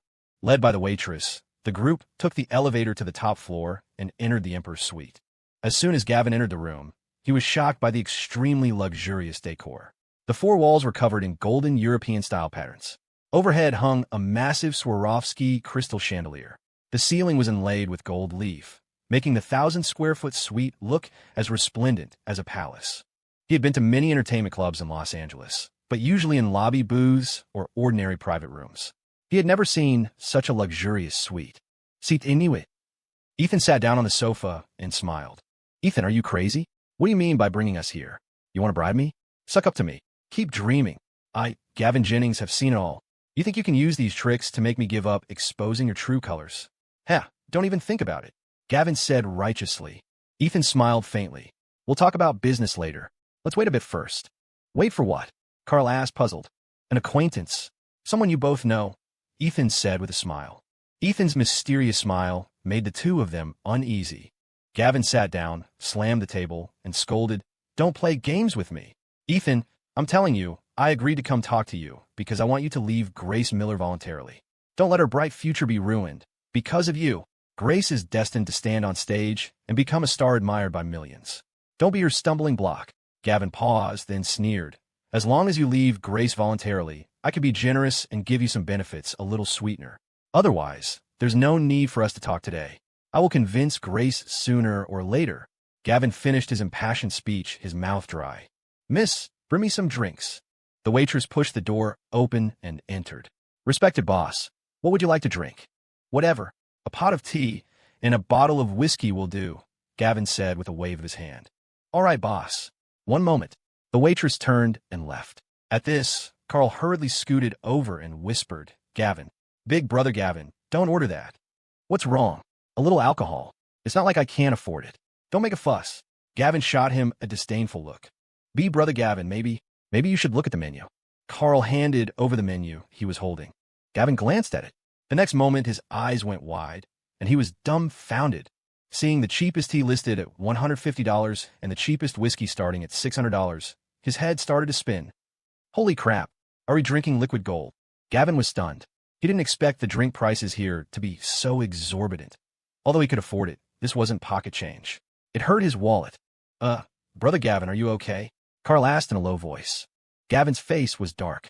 No matter how much it hurt, he had to keep up appearances in front of Carl. "I'm fine. It's just a few $100. Gavin coughed twice. Carl actually saw through him, but could only laugh along awkwardly. Suddenly, there was a knock at the door. Ethan smiled. "He's here." Gavin looked puzzled. "Bring him in," Ethan said toward the door. The door to the suite was pushed open, and a group of men in black suits appeared. The leader was Wes Sterling. "Boss, brought him back," Wes said with a bow. "Be boss?" Gavin was shaken to his core. Who were these people? Why were they so respectful to Ethan? Wes didn't even look at him. He reached back and dragged a person out with one hand. Seeing this person, Carl screamed, "Slim! How are you back here?" Slim's face was bruised purple and blue. Clearly, he had harvested a bit of suffering. "Cousin, I told you, stop investigating." You kept investigating," Slim complained with a weeping face. The group of men in black suits surged in, surrounding Gavin and Carl with cold eyes. Looking at these fierce-looking men, Gavin swallowed hard and forced himself to stay calm. What do you want? Do you know where this is?" I'm warning you. You better not cause trouble." Slim was shoved over by Wes. Slim tugged at Gavin's arm and said with a trembling voice, "Mr. Jennings, stop. Stop yelling. The owner of the Grand Era Club is actually Mr. Ford." This was what Wes had told him. Basically, this was Ethan's turf. Gavin, "What? Huh? Ethan is the owner of the Grand Era Club. Slim quickly pulled his hand back and whispered, Call him Mr. Ford. Mr. Ford is the boss of West Ford Group. Since being warned last time, Slim had understood everything. He just didn't expect Gavin and Carl to actually dare find trouble with Ethan again. These two, did they have a death wish? The West Ford Group was currently the talk of the town in Chicago, wealthy and powerful. Going against West Ford Group, wasn't that looking for death? Gavin felt like he had been struck by lightning, standing frozen on the spot. Coming to Chicago, he had heard of the West Ford Group. West Ford Electronics advertisements were all over the streets. It was hard not to know them. In chats with friends, it was mentioned that West Ford Group was involved in many businesses and was already a major local enterprise. The owner of such a massive enterprise turned out to be Ethan. The stuff Carl investigated was total bullshit. Carl was also dumbfounded. He had heard the name of West Ford Group, but he never expected the boss to be a young man. Carl looked at the relaxed Ethan in disbelief. No one would have guessed that the person in charge of a major corporation would be him. This was completely different from the investigation. Suddenly, Carl thought of something. He whipped his head around to look at Slim and asked, Slim, did you sabotage those investigations on purpose? Slim gave a bitter laugh and didn't speak, which was essentially an admission. Carl gritted his teeth, wanting to tear Slim apart alive. You screwed us. Slim lowered his head, daring not to make a sound. Gavin was still frozen in place. It took him a long time to react. When he looked at Ethan again, he was wearing an ingratiating smile. Well, Mr. Ford, actually, this is all a misunderstanding. A misunderstanding. Gavin had mixed in the entertainment industry for so many years. He understood the situation immediately and knew what to say and do. His attitude instantly did a 180. He stepped forward humbly and laughed dryly. Mr. Ford, I truly had eyes but failed to see Mount Tai. I hope you could be the bigger person and forgive us small figures. Ethan smiled faintly. I've always been easy to talk to. I didn't plan on making things too difficult for you. Gavin, Carl, and Slim looked relieved hearing this, but the smiles froze on their faces a moment later. However, business is business. There are some debts you need to pay. Saying this, Ethan gave a look to Wes. Wes understood, nodded, and then turned around and slapped Gavin across the face. Smack! The slap was incredibly loud, knocking Gavin directly to the ground, spitting blood. Smack! Another sound, and Carl was also slapped to the floor. He covered his face, looking terrified, his eyes filled with fear. Ethan stood up, hands in his pockets, staring at the two of them coldly. This is the price for investigating me privately. People always have to pay for their actions. Gavin was dazed by the slap. Looking at the surrounding men in black suits, he was already scared out of his wits. Even after being slapped, he dared not show the slightest dissatisfaction. Carl was about to cry, choking out, Yes, Mr. Ford, we were wrong. Please give us a chance. We'll never dare do it again. I promise. Ethan walked up to the three of them and smiled. If you want me to let you off, it's not impossible. But you have to do something for me. Huh? The three of them looked up in astonishment. What, not willing? Ethan's voice turned a few degrees colder. Carl felt a chill in his heart and quickly replied, No, Mr. Ford, please give your orders. As long as we can help, we will definitely do our best. Ethan showed a satisfied smile this time. Don't be nervous. Actually, what I need you to do isn't difficult. An hour later, Gavin, Carl, and Slim stood to the side, heads bowed, not daring to speak. Did you get all that? Is it clear? Ethan glanced at them and asked. The three nodded repeatedly like chickens pecking at rice. Ethan waved his hand and said, All right then, you can go back now. Huh? Yes. The three responded quickly, turning to leave, wishing they could flee immediately. Wait, Ethan suddenly called out to them. The three immediately stopped, turned around, and waited. Ethan picked up a bottle of whiskey, walked over to Gavin, handed it to him, and smiled. Don't forget your drink. My treat. No need to trouble yourself, Mr. Ford. Gavin waved his hands in fear. Ethan said coldly, Take it. I'm waiting to have a drink with you after the job is done. Hearing this, Gavin's body trembled, feeling a chill rush from his spine straight to his brain. The thought that had just popped into his head about fleeing back to Los Angeles vanished instantly. With Ethan's words, it seemed that if he didn't finish this task, he couldn't go anywhere. Cold sweat broke out on Gavin's forehead as he replied, Yes, after it's done, I will definitely have a drink with Mr. Ford. Don't disappoint me. Ethan smiled and patted Gavin on the shoulder. Gavin shuddered and nodded repeatedly. Gavin was only maintaining a calm facade on the surface. Inside, he was panicking like crazy. Messing with someone like this meant huge trouble ahead. Don't let Ethan's youth fool you. His every gesture exerted immense pressure. This powerful aura was suffocating. All right, you guys can go. Ethan waved his hand. Gavin and the other two felt like they had been granted amnesty and fled the suite quickly. Wes walked forward and asked, "Boss, should we monitor them?" Ethan nodded and smiled. "Wes, your brain is pretty sharp." Wes grinned. Having worked by Ethan's side for so long, he was familiar with Ethan's way of doing things. Letting people go so casually wasn't Ethan's cautious style. "Boss, I'll arrange it right away." Wes bowed slightly, then turned and left. Evening, inside the Chicago Port Authority offices. It was just quitting time, and the staff were packing up to leave. The office door was open. Director Cole had already put on his coat and picked up his briefcase, humming a tune as he prepared to leave. Just as he was about to step out of the office door, his vision suddenly went dark as several figures blocked his path, nearly causing him to crash into them. Director Cole was about to get angry, but when he looked up, it felt like a bucket of ice water had been poured over his head. Standing before him was a fierce-looking man with a sinister glint in his eyes. The man stared straight at him, making his skin crawl. "Director Cole, in a good mood?" The man grinned, revealing yellowed teeth that looked like fangs. Who are you?" Cole asked in astonishment. He didn't recognize any of these people. Director Cole, let's talk inside," the man said in a tone that allowed no refusal. Before Cole could agree, he was forced back into the room by the group. Bang! The office door was slammed shut. "Who are you people? What do you want?" Sensing something was wrong, Cole demanded sternly. The ferocious-looking man didn't speak, just sneered at him as if eyeing prey. That vicious gaze made Cole extremely uncomfortable.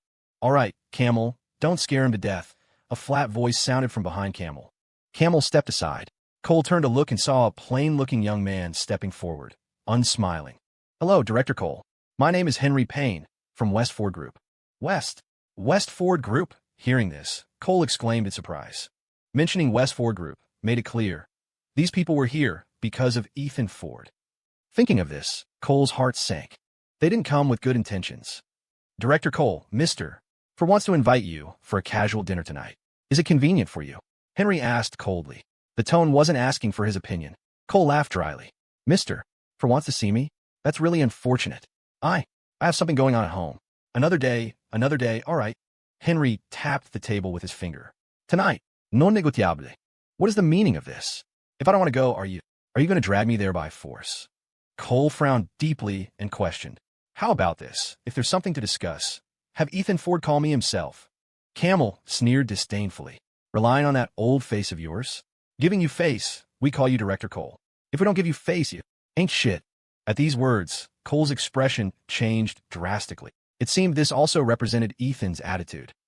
Could it be? Ethan already knew something? Camel continued to laugh. "Oh, right, forgot to tell you. Your son, Cody Cole, is playing in my pool hall right now. Don't worry, my brothers are taking good care of him. Plenty to eat and drink. Tonight, I'll let him go home with my brothers. Otherwise, he'll go home piece by piece." Hearing this, Cole turned pale with fright. What exactly do you want?" Henry stepped forward, grabbed him by the collar, and said coldly, "We should be the ones asking you that. Cole, what benefits did the Haynes family give you to stab Mr. Ford in the back? Are you betting that the Haynes family will win? Let me tell you, you bet wrong." Night fell. Inside the Grand Era Club, Ethan stood before the massive floor-to-ceiling window of the office, gazing at the city lights turning on outside, the neon flashing, the debauchery and luxury. How many people lost themselves in such a bustling city, enjoying the material pleasures money brought? Those who had some wanted more. Human desire could never be satisfied. It was a ravine hard to fill. Take Director Cole, for example. Knock, knock. There was a knock at the door, and then Henry Payne pushed it open and entered. "Boss, Cole is here." "MHM, let him in." Ethan turned around and spoke calmly. A moment later, Camel led Cole in. Cole's face looked terrible, dark as the bottom of a pot. Where was the casual dinner? This was clearly an interrogation. Seeing his expression, Ethan didn't mind. He smiled and said, "Director Cole is here. Have a seat." Cole adjusted his clothes, feigning calmness, sat on the sofa, and demanded, "Mr. Ford, we're all smart people. Let's speak openly." Click. Ethan lit a cigarette for himself and smiled faintly. "Director Cole is straightforward. Then I'll say it directly. Did Walter Haynes put you up to messing with me?" "Yes." And no, Cole gave an ambiguous answer. Ethan exhaled a puff of smoke and said coldly, "What does that mean? So it was your idea to mess with me?" Cole's expression changed, and he quickly said, "No, no." Ethan took 2 steps closer, pressing him. "So you mean Walter Haynes forced you to do it?" Cole rubbed his hands together nervously, staying silent, which signified a default yes.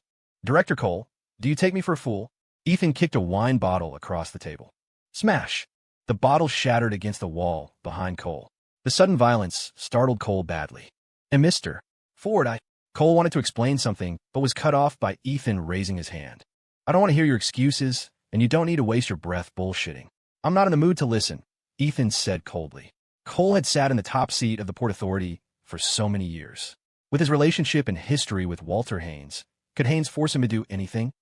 Cole's silence just now was just passing the buck. Slippery bastard. Ethan sat down, tapped the ash from his cigarette, and said calmly, "You do his bidding, and Haynes helps you get promoted.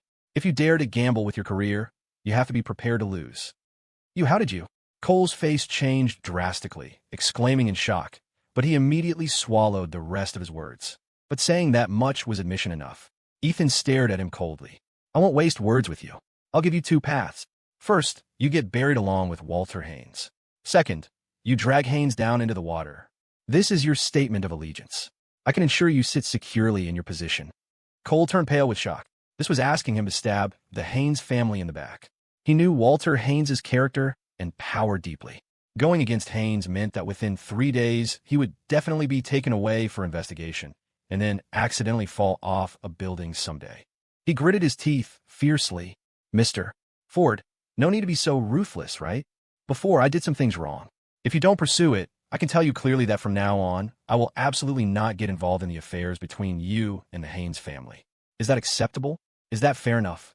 Ethan said coldly, "From this moment on, you have no choice. You guys failed to kill me. Now that I'm out, do you believe you'll be stripped of your position by tomorrow? Walter Haynes can't save you, and that includes your whole family." Cole turned white, shocked. "Mr. Ford, what do you want to do?" He was frightened by the cold, sharp look in Ethan's eyes. Thinking of ruthless men like Camel, it was possible they could really do such a thing. Suddenly, Camel rested a hand on Cole's shoulder and grinned. "Look at you, scared like that. Don't be so nervous. We're all law-abiding citizens." Haha. Law-abiding citizens? Law-abiding my ass. Anyone who believes that has brain damage. A strong sense of fear rushed from his spine straight to his brain. Cole's hands couldn't help but tremble slightly. Ethan stubbed out his cigarette. "Since you've already gambled once and lost, why not gamble again? Besides, Walter Haynes might not necessarily be planning to promote you. Do you think Howard Bell is just a friend he introduced to insert into the department?" Cole paused. Ethan stood up, took a file from the desk, and threw it in front of Cole. Cole picked up the file and flipped through it. The more he read, the worse his face looked, cold sweat breaking out on his forehead. Is this true?" Cole asked in disbelief. Ethan sneered. "If I were Walter Haynes, wouldn't it be safer to replace the head of the Port Authority with one of my own? After all, you, Director Cole, are still an outsider. You hold leverage over each other. To Haynes, you are a landmine, a mine that could explode at any time. Howard Bell's schooling, living expenses, studying abroad, training opportunities, all provided by the Haynes family. When Howard Bell is promoted, will there still be a place for you, Cole?" Hearing this, Cole felt struck by lightning, stunned on the spot. He had always thought Howard Bell was just a connection Haynes inserted. He didn't expect the two to have such a deep relationship. More importantly, for so long, Haynes had never mentioned this to him. It was clearly intentional concealment, and the intent behind hiding it was obvious. Howard Bell was the person Haynes put there to eventually replace him.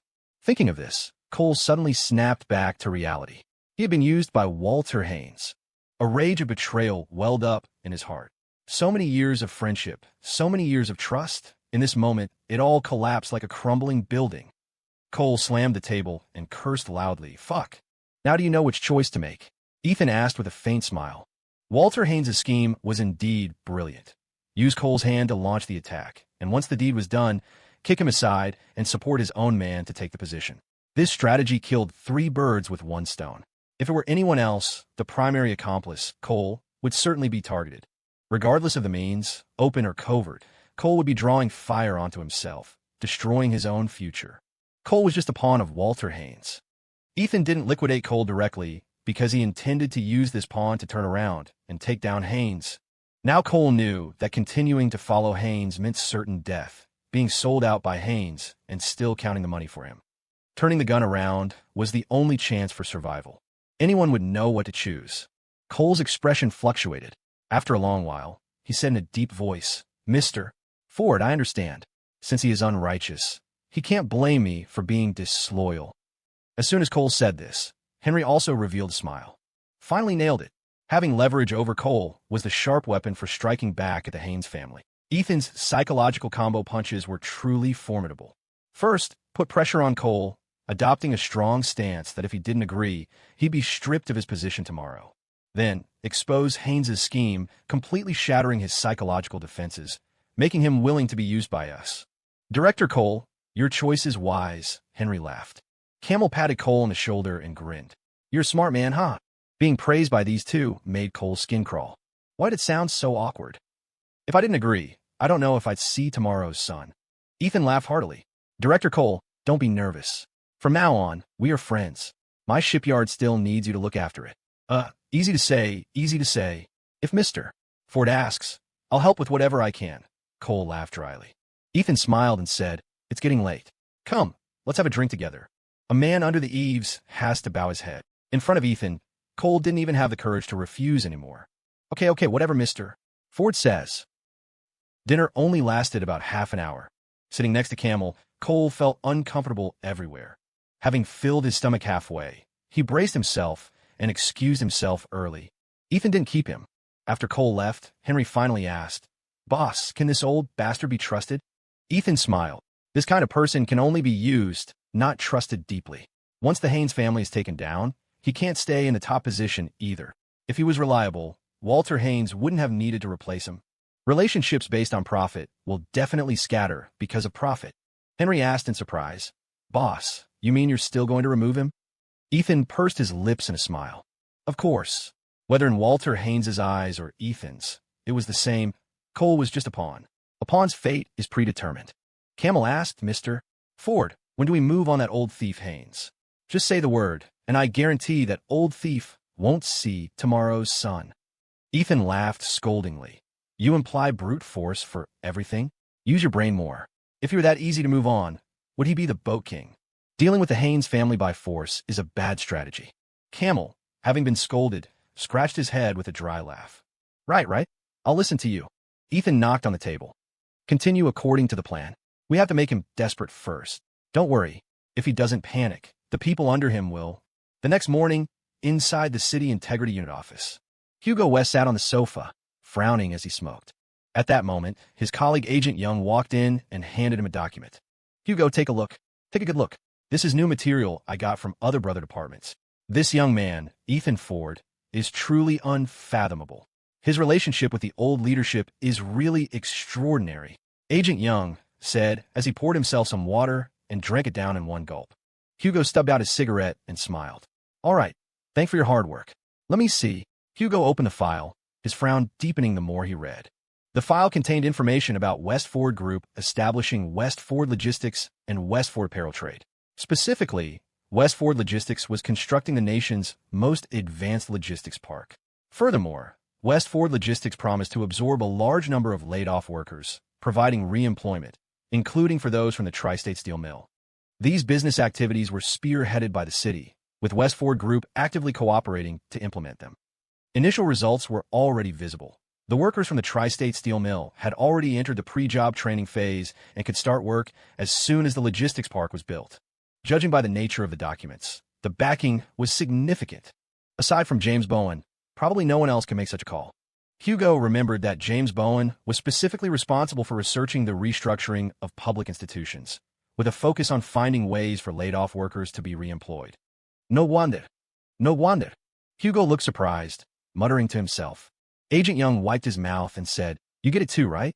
Ethan Ford is hard to touch." Hugo felt a headache coming on. With the old leadership involved, this was indeed difficult to handle. He had been agonizing over this for the past 2 days. However, based on principle, he didn't plan to give up the investigation. Howard Bell had confessed voluntarily and even turned in the bribe money, a whole $30,000. If they didn't deal with Ethan, wouldn't he continue to corrupt other cadres? No matter how hard it is, it has to be done. Young, organize the materials. We'll go find Howard Bell and cross-check again, Hugo said solemnly. Suddenly, the door was pushed open with a bang. A young man ran in hurriedly. Brother Hugo, Brother Young, something happened. The court just called. That Ethan Ford. He appointed a lawyer named Ross Lawton to sue Howard Bell. Hugo and Agent Young were dumbfounded on the spot. Hugo shot up, shocked. What? Ethan Ford is suing Howard Bell. Hugo West found the news simply unbelievable. The briber suing the bribed. This was the first time he'd ever encountered such a thing. But recalling Ethan's words earlier, coupled with this bold move, could it be true, as Ethan claimed, that he was framed? The thought froze Hugo in his tracks.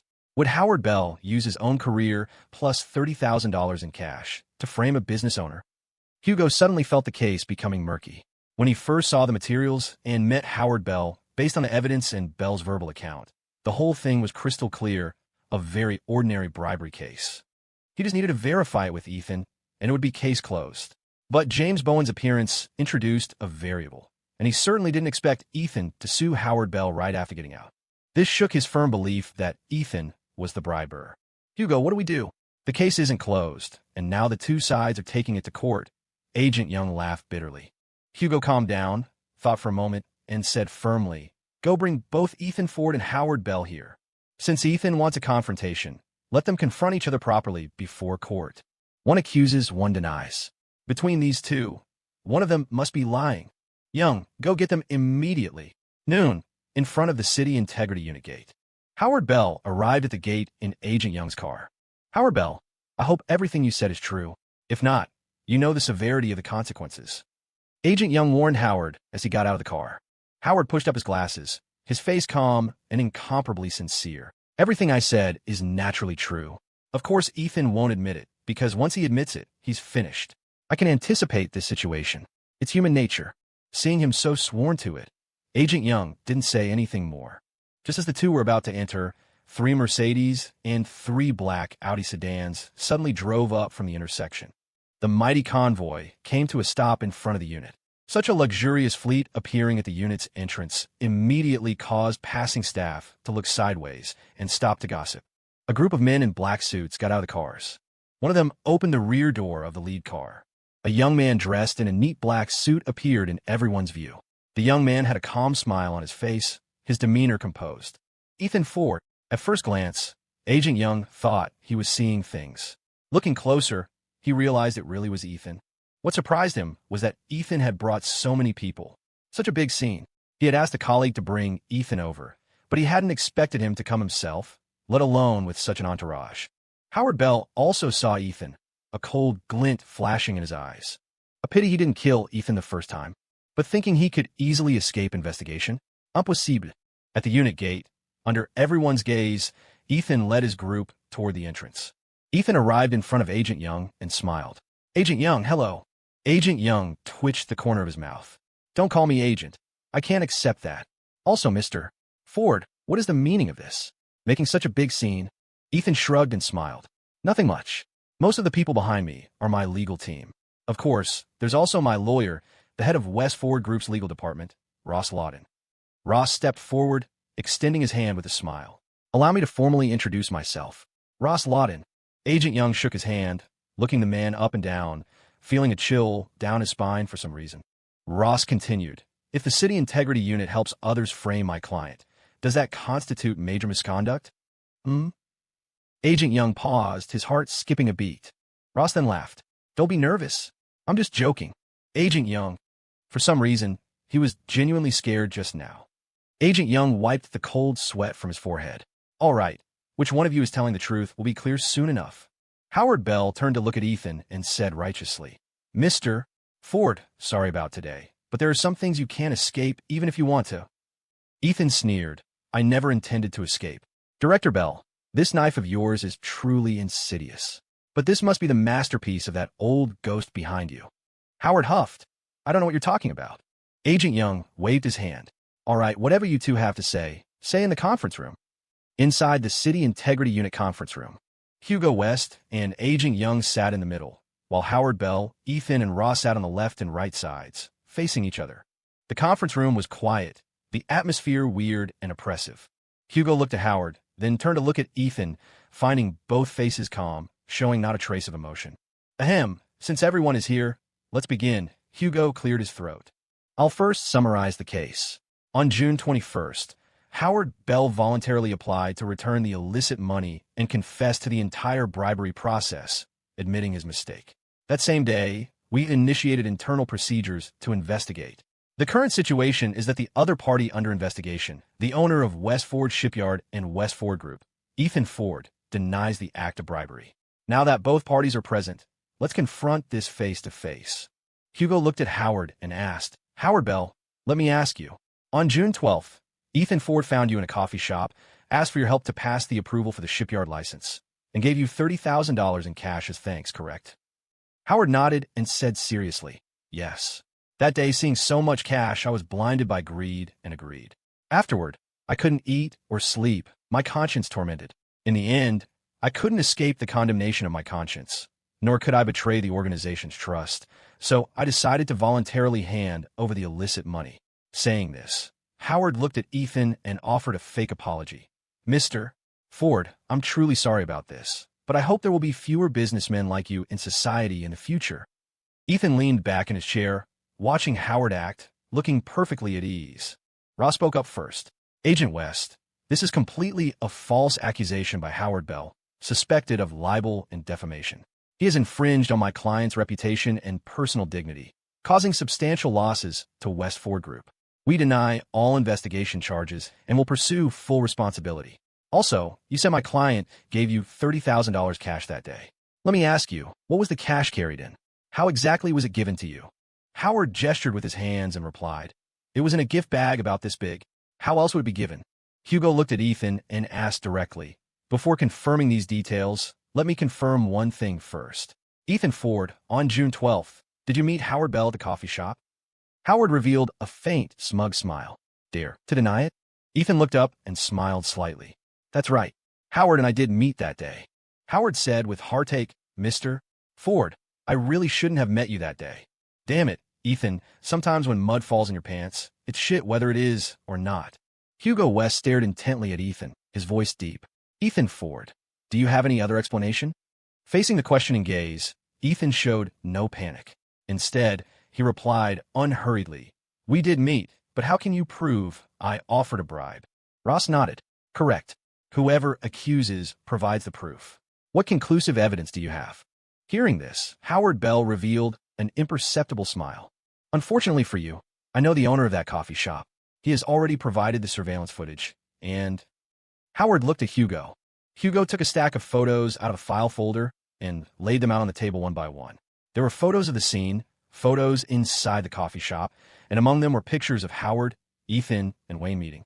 3 of them specifically captured Ethan handing a gift box to Howard. Howard sighed. The owner's friend took these while snapping pictures of the shop. I didn't expect we'd be in the shot. I thought about it for a long time and decided to confess. Agent West is clear on the entire sequence of events. Hugo looked at Ethan and questioned, last time I asked you to look, you didn't. Now that you know, what are your thoughts? How can you explain this? Ethan, I hope you don't go further down the wrong path. Turn back in time, and you might still get leniency. Also, think about the economic issues you're still being investigated for. Now that witnesses and material evidence are all present, what else do you have to say? Ethan looked at the photos on the table and smiled. Sure enough, Howard Bell wanted to pin the bribery on him solid. He had prepared witnesses and material evidence, and was even willing to hand over $30,000 in cash. Anyone else would have been unable to defend themselves, but probably none of them expected that there was a variable in the mix. Ethan could only silently marvel at his own good luck. You call this material evidence? Do these photos count as proof? Ethan asked back. Ross pushed up his glasses and smiled. Mr. Ford is right. The photos you provided do not show $30,000 in cash. They cannot directly prove my client did such a thing. Moreover, we also have evidence that could show Howard Bell is framing my client and then slandering him. Hugo paused. You have evidence? Ross stood up and made a phone call. Bring them in. A moment later, Slim, Gavin, and Carl walked into the conference room. Ross took out a videotape and said, this is our evidence, and they're our witnesses. Agent West, you might as well watch the tape first. We burned this from a camcorder. Howard's face changed slightly. Where did a videotape suddenly come from? Could it be? Could it be that Ethan was prepared all along? No, impossible, absolutely impossible. Hugo took the tape and asked Agent Young to play it. In the footage, shot from a hidden angle, the scene of Howard and Ethan meeting in the coffee shop was clearly visible. Moreover, the full conversation between Howard and Ethan could be heard in the recording. In the dialogue and the visuals, there was absolutely no content regarding bribery. As the footage played, Howard's face grew uglier, shocked to his core. How? How could Ethan have a recording of the scene? Seeing the video and hearing the conversation, Hugo looked extremely astonished. The surveillance footage he saw had no sound, and photos didn't talk. Only now did he know the truth of the whole matter. Damn it. He had been played by Howard Bell. He had been used as a gun by Howard Bell. Anger uncontrollable in his heart, Hugo slammed the table and stood up furiously. Bastard.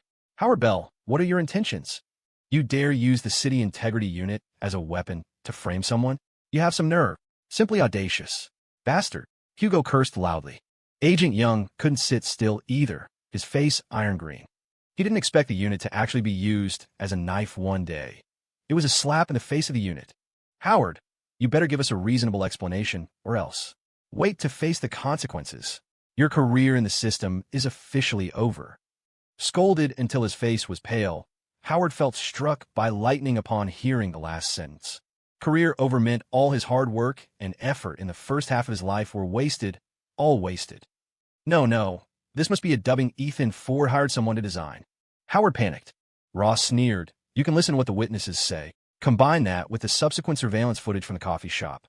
Slim, Carl, speak for yourselves. Hugo looked at the three men. Slim and Carl, having never seen such a scene, were already shaking in their boots.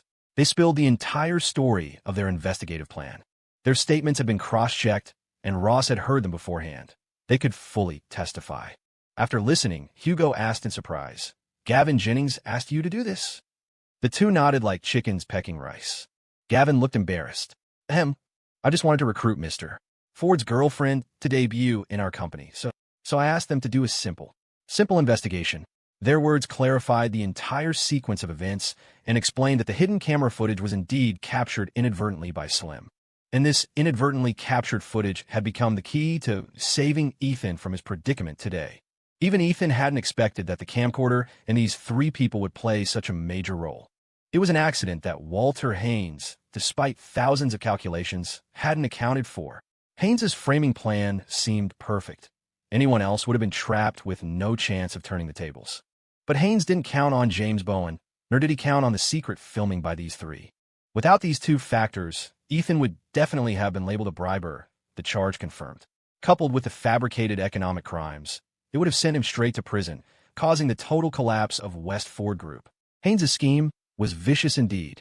But no matter how precise the calculation, there is always a slip. Ethan glanced coldly at Howard. We met for the first time, and you dare to frame me, spending $30,000 to do it. If you say no one was behind this instructing you, I don't believe it. Although these words were addressed to Howard, they were meant for Hugo West to hear. Hugo finally understood everything. Hearing Ethan's words, the fog in his mind instantly dispersed, and everything became clear. Smack! Hugo slammed the table and rebuked. Howard Bell, confess honestly. Speak. Who instructed you? You're the first to dare use us as a knife. But I want to see who else has such guts. Howard's face was pale, his head lowered, teeth clenched tight, refusing to speak. Ross pushed up his glasses and smiled. If you don't give up your accomplice, you will bear greater criminal responsibility. Do I need to spell out for you? According to the statutes on insult and defamation, sentencing can be up to 3 years. If the conduct is egregious and causes significant economic loss or reputational damage, there is liability for compensation. Now, add on the $30,000 of unknown origin, suspected corruption, obstruction of justice, and obstruction of investigation. Punished for multiple crimes. Guess how many years that will be? Hearing this, Howard was scared witless, his face as white as paper. His lips moved, wanting to speak, but in the end he swallowed it back, his eyes dead. Hugo cursed, Bastard, you still won't confess voluntarily? Howard covered his face with his hands, trembling all over. Still, he didn't speak. When he lowered his hands, his eyes were red, and his hands were shaking. Ethan said coldly, Howard, even if you don't say it, I know who it is. Trying to protect him is a fool's dream. You can't protect old Ghost Haynes. And old Ghost Haynes can't save you. Everyone in the conference room stared at Howard Bell, hoping a name would come from his mouth. But Howard just kept his head down, not saying a word. Ethan knocked on the table and said coldly, "Very well, you don't have to say it, but your life is destined to be finished." Ethan knew it wasn't easy to pry open Howard's mouth. This couldn't be rushed. Psychological warfare was key. If Howard could turn, it would be a huge help in taking down Walter Haynes. But given Haynes' support for him, the level of trust, and Howard's determination to help Haynes even at the risk of his own career, his loyalty was evident. Breaking through Howard would be difficult. Suddenly, Howard looked up, his face pale, and gave a miserable smile. "Agent West, no one instructed me. You don't need to waste your efforts." Hugo West and Agent Young were bewildered. Saying something like that, did he take people for idiots? Ethan, on the contrary, wasn't surprised. He smiled. "Even if you don't say it, I'll settle accounts with him sooner or later. Old Ghost Haynes hides in the back, letting you charge the front. Cunning enough." Howard huffed and said nothing. Hugo stood up, adjusted his clothes, and said, "Howard Bell, now it's your turn to be investigated. Come with us." Howard looked dejected, sitting in the chair and letting Agent Young pull him up and take him away. After the two left, Hugo turned to Ethan, bowed deeply, and said apologetically, "Mr. Ford, I'm truly sorry about the past couple of days. If you want to sue us or demand compensation, we will cooperate fully." His words were sincere, an attitude of standing straight to take the hit when wrong. Ethan smiled. "It's not your fault. Howard made the false evidence too thorough. Anyone would have fallen for it. However, Agent West, you'll need to be more cautious handling cases in the future." A look of guilt and embarrassment appeared on Hugo's face. "Yes, we will reflect on ourselves and review this seriously later. It's just that with the old leadership." He really lowered himself to apologize to Ethan this time because of Ethan's relationship with James Bowen. If Bowen pursued this matter, none of them would have a good outcome. For his own career and to avoid trouble for his colleagues, Hugo had completely let go of his pride in front of Ethan. "It's fine. The old leadership will understand." Ethan smiled. Hearing this, Hugo secretly breathed a sigh of relief. "Since this is all a misunderstanding, I will process all the paperwork later and communicate the situation to the Economic Crime Division. Mr. Ford can go back with peace of mind." "Ha! Then thank you, Agent West," Ethan said happily. In a few words, the exchange of interest was completed. Ethan wouldn't file a complaint, and Hugo would help him clean up the mess and resolve the economic crime investigation, allowing West Ford Group to operate normally. "Then we won't disturb Agent West's work. Goodbye." Ethan stood up. Leaving the conference room, Ross followed and asked, "Mr. Ford, do we continue suing Howard Bell? Or is there another arrangement?" Ross guessed that Howard was a key piece. Now that they held the initiative, they could make an exchange with Howard. Ethan waved his hand. "No, continue the lawsuit. Add additional charges. And get the prosecution involved to add public indictment crimes. If we do it thoroughly. He has no choice. Either cooperate with us, or never think about coming out for the rest of his life." Behind them, Slim and the others shivered hearing the conversation. This young man was truly ruthless. 11:00 p.m. Inside the City Integrity Unit, Hugo West and Agent Young were staring at Howard Bell in the interrogation room. After working for half the day, they hadn't managed to extract a single useful piece of information from Howard's mouth. Howard just kept repeating his admission of guilt and repentance, but mentioned nothing else. Hugo rubbed his aching temples. "Howard, you don't need to play dumb with me. We know who you work for. Why protect him?" Howard smiled miserably. Agent West, I don't know what you're talking about." Hugo was so angry his lungs were about to explode. He slammed the table and stood up to scold him properly. At that moment, there was a knock at the door, and a young colleague pushed it open. "Agent West, people from the Economic Crime Division are here. They say they want to take Howard Bell back for questioning." Hugo frowned. "Coming at this hour? I thought they'd arrive tomorrow." "Fine. Let them investigate the origin of the $30,000 illicit cash." The City Integrity Unit investigated violations of regulations and discipline, only having binding force within the system. Specific law enforcement cases had to be handled by law enforcement units. Subsequently, Howard was taken away by the young colleague. When Howard walked out of the City Integrity Unit, waiting for him were not only the economic crime personnel, but also a familiar black BMW sedan. The rear window of the BMW rolled down, and a gray-shirted old man leaning on a cane appeared inside the car. "Sir." Howard looked like he saw a lifeline, his expression somewhat agitated. "Get in the car first." Walter Haynes's face was iron green as he spoke in a deep voice. Howard looked at the economic crime personnel aside. Haynes turned to one of them and said, "Captain Wolf, I'll take him back first. Is that okay?" This person was the captain, Gordon Gore Wolf. Wolf laughed. "That works. Remember to go through the procedure tomorrow." Haynes smiled. "No problem. Captain Wolf, truly sorry to trouble you. I'll treat you to dinner another day." "You're too kind, sir, haha," Wolf replied politely. Hearing this, Howard thanked Wolf and got into the sedan. The BMW left the city integrity unit. Instead of heading into the city, it drove toward the outskirts. Inside the car, Haynes tapped his dragonhead cane and asked deeply, "You didn't talk nonsense inside, did you?" Howard quickly responded, "No, absolutely not. Trust me, sir. I received your great kindness since childhood and engraved it in my heart. I know that no matter what, I cannot implicate you. I know that as long as you are here, there is hope. Even if I go to prison, you will fish me out."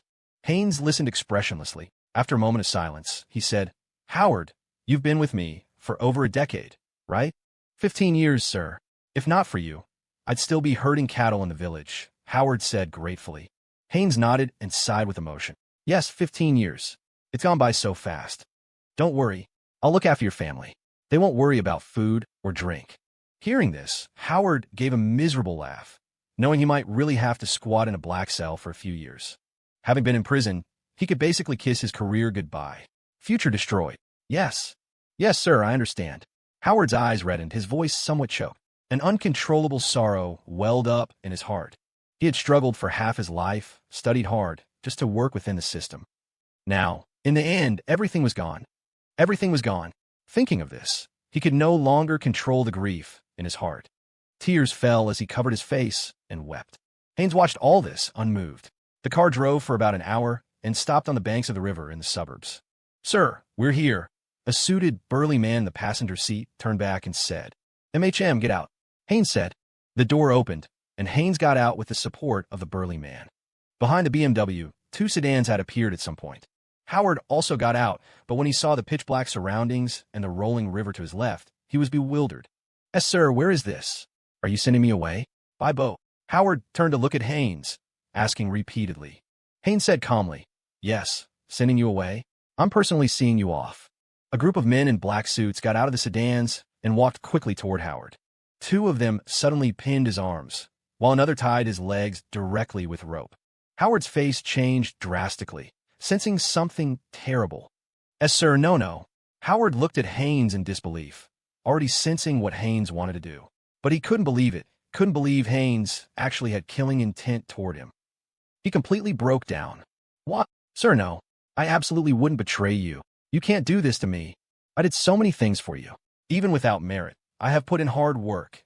"What?" He struggled desperately, screaming madly like a crazed beast. But facing his madness, Haynes remained unmoved, his expression calm, until a man in a black suit covered his mouth and wrapped it with duct tape. Howard couldn't scream, only emitting angry whimpers. 4 men lifted Howard together and walked straight toward the river on the left. Splash with a heavy sound of falling water, the surroundings returned to quiet. Walter Haynes listened to the sound of the splash, fleeting and momentary, annihilated in an instant by the surging river water. "Only dead men don't betray," Haynes muttered to himself, watching the river surface. He hadn't reached the position of boat king, dominating the river delta by relying on benevolence. He also believed Howard Bell hadn't implicated him inside, but this person could no longer remain in the world.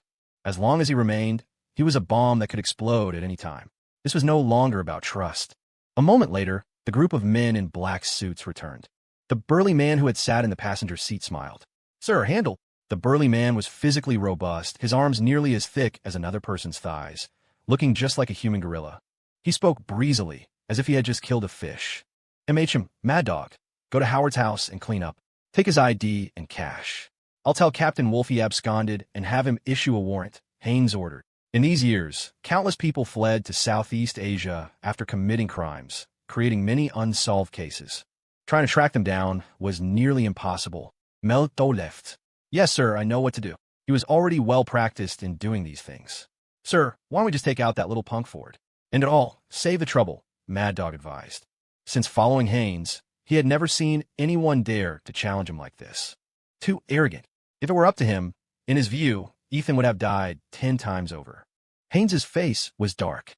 He pondered for a moment and said, "It is time to change tactics."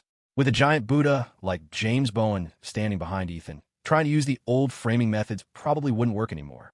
That method was 100% effective against businessmen with no background. Without hard backing, they would be destroyed sooner or later. But Bowen wouldn't let others move on Ethan casually again. He would definitely have defenses.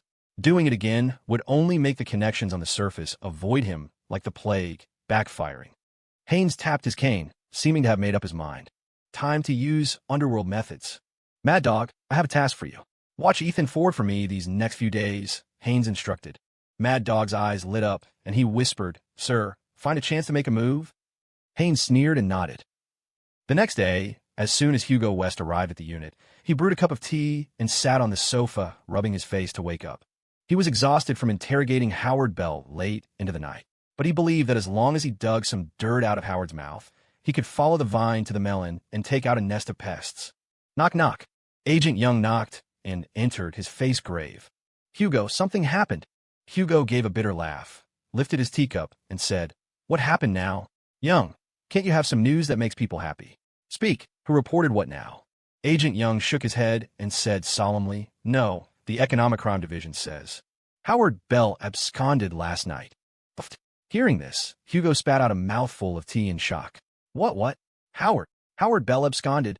Hugo shot up, looking at Agent Young in disbelief. "Yeah, got the news just this morning.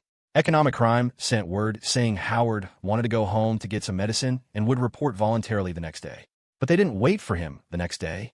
When they went to his house, they found the person gone and the documents and cash in the safe missing. Economic Crime has already issued a warrant," Agent Young said in a deep voice. "What the hell? Bastards. A bunch of bastards." Hugo cursed on the spot in anger, handing the person to them, and they let him run? Damn it. Hugo put his hands on his hips, pacing back and forth to calm himself down. "Did Captain Wolf tell you personally?" Hugo suddenly turned and asked. "Ah, yes, Captain Wolf notified us personally." Agent Young nodded. "Hugo, you don't think." Hugo said coldly, "They took the person away, and now the person ran. Whose responsibility do you say that is?" "Economic Crimes, of course," Agent Young replied. Hugo continued, "Right at this critical juncture, the person just happened to run away. Do you think there's something fishy going on?" Agent Young paused, thought for a moment, and his eyes showed shock. "Could it be Captain Wolf is related to Ethan Ford's case?" "Hugo, you mean Wolf let him go?" That's too bold of him." Hugo stared at him and questioned, "Is he bold enough?" Agent Young laughed bitterly. But we have no evidence. We can't just go question him directly, right? It doesn't fit procedure either." Hugo clenched his fist, gritting his teeth. "Right, exactly right. He's counting on us having no evidence and being unable to do anything to him. This bastard. I didn't expect him to be a pest too." Agent Young said helplessly, "Yeah, now that Howard Bell is gone, the leads are all cut. And without Howard, we lack a key witness. Now this case has hit a dead end." Hugo took several deep breaths, trying his best to suppress the anger erupting in his heart, preventing it from overwhelming his mind, restoring his reason. After a long while, he sat down, drank some tea, and said, "Go notify Ethan Ford of this news. Tell him my suspicion, too."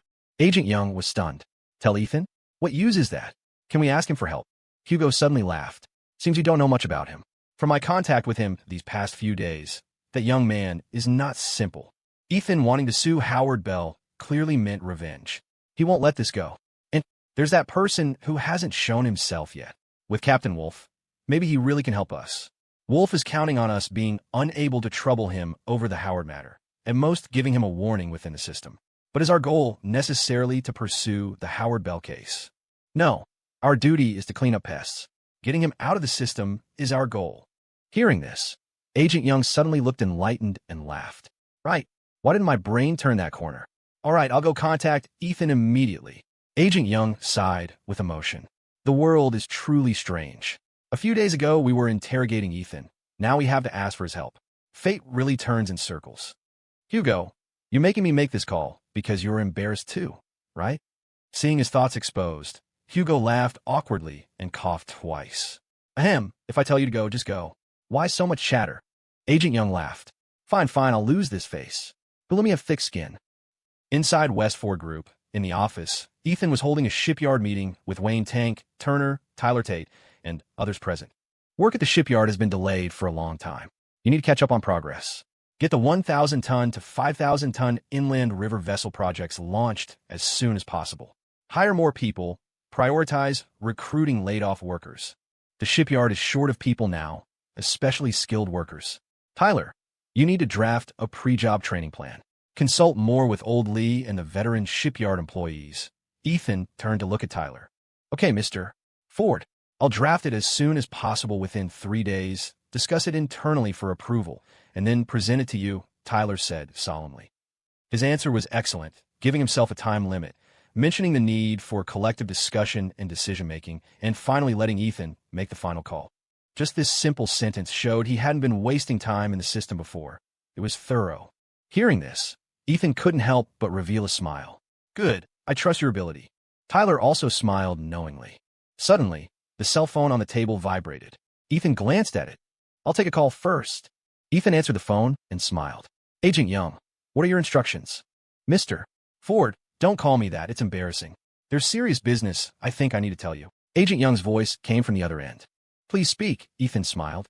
As Agent Young's voice came through, the smile originally on Ethan's face instantly retracted, and he frowned. Howard Bell absconded? Ethan was momentarily stunned by the news of Howard Bell absconding, but he quickly sensed something was wrong. How did he escape? Could the Haynes family smuggle him out? Howard being investigated was a sure thing, decided only yesterday. How could Walter Haynes know the news immediately? Howard Bell isn't at the City Integrity Unit? Ethan asked in a low voice. No, he was taken away by people from the Economic Crime Division late last night. Agent Young replied, then roughly briefed Ethan on yesterday's events. Hearing this, Ethan understood instantly. Captain Wolf from Economic Crime. Ethan had previously suspected Haynes used Wolf to bail Frank Zane out without authorization. This time, it seemed Wolf really was the Haynes family's connection. Hugo West thinks this matter might be related to Captain Wolf. However, we don't have any evidence and can't hold him accountable. At most, just a reprimand, Agent Young said helplessly. A glint flashed in Ethan's eyes. He instantly understood Hugo's intention and smiled. MHM, I know. If the unit needs any assistance, I will cooperate fully. All right. I'll pass that on to Agent West later. We might have to trouble you with some matters, Mr. Ford. Agent Young laughed. The two understood each other tacitly. After exchanging a few pleasantries, Ethan hung up the phone. Ethan looked at the others and said, the meeting is over. You guys go about your business. I have a few things to handle. Thanks, stay behind. Yes, Mr. Ford. The West Ford Shipyard executives stood up and exited the office. Seeing everyone leave, Wayne asked puzzledly, Boss, what's the situation? Ethan narrowed his eyes and smiled. The Integrity Unit says Howard Bell absconded. Huh, how'd they let that kid run? Wayne was astonished. Ethan thought for a moment and said, whether he ran or not isn't certain. I'll have Camel check later if the smugglers in Chicago received any news about Howard running. However, based on my understanding of that old Ghost Haynes, how would he leave a ticking time bomb around? If I were old Ghost Haynes, the best way would be to make sure Howard Bell can never speak again. With old Ghost Haynes' methods, he's capable of it. Wayne was startled. Boss, are you saying Howard Bell might have been by old Ghost Haynes? Ethan waved his hand. It's just a guess. Anyway, the lead on Howard Bell is broken. To bring down old Ghost Haynes, we have to find another way. I have to say, old Ghost Haynes' methods are indeed impressive. Operating in Chicago for so many years, his network is deep. Wayne asked urgently, Boss, so what do we do? Old Ghost Haynes probably won't let this go. Ethan rubbed his chin, thinking seriously. After a long while, he slapped the table. Start with Captain Wolf. 10 days later, early morning, just as the sky was turning light. The Roman Gardens complex. Gordon Gore Wolf finished dressing in the bathroom, ready for work. A glamorous woman hugged him from behind, smiling. Going to work so early? Can't you stay with me one more day? Wolf turned around and smiled lecherously. What? I didn't feed you enough last night. Annoying you haven't come to my place much this week. I miss you. The glamorous woman acted coquettishly. If I come too often, won't the tigress at home throw a fit? Don't worry. Wait another year or two. Wolf stroked her fragrant shoulder, comforting her. I've waited this long. Another 2 years won't matter. The woman leaned into his embrace. But you won't get in trouble for helping Old Man Haynes release Howard Bell, will you? I heard at the unit that the integrity team might question you. The woman looked up, worried. Don't worry. The integrity unit will at most give a reprimand. They have no evidence I released him. I followed normal procedure. Howard Bell running away has nothing to do with me. Wolf laughed lightly, unconcerned. That's good then. The woman smiled. After a moment of intimacy, Wolf finished washing up. He opened the safe in the bedroom, which was full of cash and gold bars. He took a stack of cash and put it in his wallet. Before leaving, Wolf kissed the woman and said, I'm off to work. Rest well at home on your day off. I'll come see you in a few days. I'll wait for you. The woman smiled seductively. Wolf went out, humming a tune as he went downstairs and drove away from the parking lot. However, at the other end of the parking lot, a pair of eyes was watching him closely. Wolf indeed came to meet his mistress again. Inside a car, Big Ed grinned. Tell the others to keep following. We have work to do. A man in a suit in the back seat nodded. Yes, Brother Ed. Ghost Hand 6 is here. We can move in any time. Big Ed chuckled. All right, it's up to him this time. Don't disappoint me. Mister. Ford was right. Everyone has a weakness, especially these pests in the system. You go do the job. I'll notify Mr. Ford. Meanwhile, in the eastern suburbs of Chicago, Ethan and Wayne were in a car heading to West Ford Shipyard, preparing to inspect the work. Suddenly, his phone rang. It was Big Ed calling. Ethan answered immediately, smiling. Ed, good news to tell me. Haha, boss, we found the mistress Wolf is keeping, Big Ed reported. Ethan smiled upon hearing this. Then proceed according to the plan. Get leverage on Wolf. Some things are inconvenient for the integrity unit to handle openly. We can help out. Big Ed responded, You got it.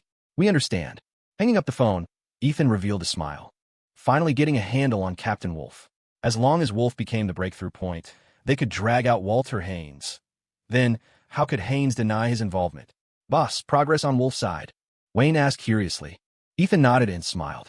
Yeah, Wolf is keeping a mistress on the side, and the expenses aren't small. He even bought a high-end apartment in her name. With his salary, he couldn't even afford a toilet. That guy definitely took money. Given his relationship with Haynes, it's definitely Haynes' money. As long as we hold leverage over Wolf, Walter Haynes can forget about hiding in the back. Wayne was delighted. Great. Finally catching the old fox's tail. Ethan sighed with emotion. Yeah, it really wasn't easy. That old ghost hides too deep, and his methods are ruthless. Trying to take him down without using some unconventional methods really won't work. This was the first time he felt an opponent was tricky. Old Ghost Haynes was truly not simple. Just as Ethan finished speaking, a roar of an engine suddenly came from his side. At some point, a dump truck suddenly rushed out from the left side of the intersection, charging straight at them. Watch out! Duke Drake, driving the truck, shouted loudly and urgently turned the steering wheel. The Mercedes drifted. In the passenger seat, Dan Drake immediately rolled down the window to prevent the door from jamming and trapping them. Bang! Under Duke's skillful maneuvering, the Mercedes avoided the side impact of the dump truck, but the tail was still clipped. The car spun around twice on spot. In such a critical moment, Duke managed to stay calm, rationally controlling the steering wheel to prevent the car from flipping, bringing it to a halt. But inside the car, Ethan and Wayne suffered a violent impact, thrown until they were dizzy and seeing stars. Fuck, what's the situation? Wayne asked in shock instinctively. Dan looked back. At some point, a van had blocked the road ahead, and another van was approaching from behind, forming a pincer attack. He felt a sudden sense of dread. Boss, watch out. It's an ambush. A van swerved across the road ahead, blocking the path. The sliding door flew open, and a swarm of men in gray coveralls poured out, brandishing gleaming machetes with murderous intent. Son of a bitch. Ford, you piece of trash. Today is your funeral. Grab him first. A man built like a tower shouted from the crowd of gray-suited thugs. It was Kane. As Kane's voice fell, the mob charged toward Ethan Ford's car with blades raised. The enemy had the numbers and the element of surprise. A head-on clash was suicide. Duke Drake remained rational. He tried to gun the engine, intending to ram through the crowd once he built up speed to escape safely. He wasn't afraid of these men, but he was worried about Ethan's safety. Retreat was the priority. Click, click, click. The engine wouldn't turn over. The sudden stop and impact must have damaged something under the hood. Damn it, it won't start. Duke cursed. Dan Drake kicked open the passenger door, grabbed an extendable baton from the glove compartment, and said coldly, Bro, you fix it. I'll hold him off. Ethan, Tank, stay in the car. Do not get out. Do not try to help. I can't look out for you.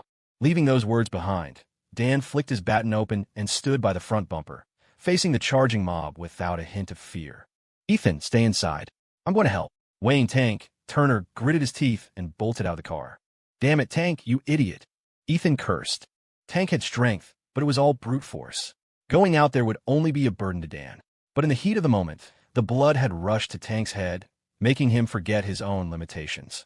With Tank already out, Ethan couldn't sit back. He couldn't watch his brothers walk into danger alone. He fished a baton from under the seat and scrambled out. Screw it. If we die together. It all happened in a flash. Within seconds, the first dozen men in gray had closed in. Dan met them head on. He dodged forward, his movements swift, and cracked two men over the head before they could react. Thwack! Thwack! The men dropped instantly, blood spraying, without even a scream. But in that split second, 3 machetes came slashing down. Dan sidestepped one, caught another man in a chokehold, and used him as a human shield. The attackers couldn't stop their momentum. Their blades bit into their own comrade, leaving deep gashes and soaking him in blood. In just a few seconds, Dan fought like a demon, taking down 3 men while facing 10. His agility and ferocity left the others stunned. Damn it! Cut him down! Kane roared in anger, though his heart was pounding with shock. Since when did Ford have someone this dangerous by his side? Every move was clean, efficient, and lethal. No wasted motion. This guy was military, and not just regular infantry. Special forces, likely. The thugs had been momentarily terrified by Dan's skill, but under Kane's orders, they snapped out of it and swarmed forward, intending to overwhelm him with sheer numbers. No matter how good he was, how could he block blades coming from every direction? Just at that critical moment, Ethan and Tank charged from the flanks, diving straight into the fray. Dan turned pale with shock. But the next instant, he heard Ethan shout, "Get that piece of trash first." Dan followed Ethan's gaze and locked eyes with Kane. He instantly understood. Capture the king to checkmate the pawns. Their eyes met for a fraction of a second. Dan followed Ethan's lead, charging through the crowd, his baton whistling through the air, shattering bones upon impact. With Ethan and Tank relieving the pressure on his flanks, Dan protected Ethan while carving a path straight to Kane. Fuck you. Kane, relying on his massive size, swung his machete in a vicious arc. Dan was already bleeding from several cuts, his clothes soaked in red, but his eyes were cold. A reaper who felt no pain. He stared dead at Kane. Before Kane's blade could descend, Dan slipped past the swing. In a blur of motion, a broken blade appeared in his hand, pressed tight against Kane's throat. Move and you die. A cold, murderous voice whispered in Kane's ear. Feeling the icy steel and the sting of broken skin on his neck, Kane's face turned ashen. What kind of terrifying speed was that? Don't move. Everyone stop. With his life in someone else's hands, Kane didn't dare gamble. He screamed at his men to halt. Seeing Dan succeed, Ethan let out a breath he didn't know he was holding. Thank God Dan was a beast. He had charged through a wall of machetes, taken God knows how many hits, and hadn't even grunted. Ethan ran to Dan's side and looked back to check on Duke. What he saw left him dumbfounded. Tank was staring too, completely frozen. Duke was drenched in blood, chasing a dozen men with a machete he'd picked up. Holy shit, Duke is a monster. Duke looked like a god of war bathed in blood. His swings were wide and powerful. Anyone who tried to cross blades with him was sent flying. 7 or 8 men lay on the ground, and the remaining dozen were so terrified they were retreating, being chased down by a blood-crazed Duke. The scene was chaotic, total pandemonium. Bro, done shoot that. Hearing his brother's voice, Duke stopped. He turned to see Dan holding Kane hostage, with Ethan safe beside him. Ignoring the fleeing remnants, he immediately ran to regroup. Ethan, you okay? Duke asked nervously as he ran up. He was genuinely terrified that something had happened to Ethan. The guilt would have killed him. I'm fine, Ethan said quietly. What about you? You look bad. Duke had an unknown number of cuts on him. Just his back and chest had 7 or 8 gashes, and his arms were so covered in blood it was impossible to see the damage. I'm good. Duke grinned, seemingly oblivious to the pain. Ethan couldn't help but marvel. The Drake brothers were made of iron. Special Forces veterans were simply built different. Their willpower was beyond that of ordinary men. Tell your people to get lost, Dan said coldly, pressing the broken blade into Kane's neck. Blood trickled down. With just a little more pressure, the blade would pierce the windpipe. Kane didn't dare joke with his life. Pale-faced and terrified that Dan's hand might slip, he screamed, "Go! Get out of here! Easy, man! Easy! Watch the hand!" Dun scoffet. Easy. He added a fraction more pressure. The blade sank deeper. More blood flowed. Fuck! Don't! Please, man! Kane shuddered, his entire body rigid, terrified to move a muscle. "Throw the keys over," Dan ordered. One of the thugs in coveralls, knowing the score, tossed the van keys to Dan's feet. Duke picked them up and turned to Ethan. "Ethan, let's go." Ethan nodded and gestured to Dan. "Take him with us." "Yes, sir." Dan responded. The four of them retreated into the van. Duke immediately got on the phone to call for backup, then started the engine and sped away. "Ethan, what do we do with this guy?" Dan asked. Ethan stared coldly at Kane, looking at him like a piece of meat on a chopping block. Kane felt a chill run down his spine. He shivered. What? What was Ford planning to do? In the medical room at Westford Shipyard, Duke and Dan had stripped off their shirts. The shipyard's medical staff were nervously tending to their wounds. Their chests, backs, and arms were covered in cuts. Yet, as the antiseptic stung their raw flesh, neither man made a sound.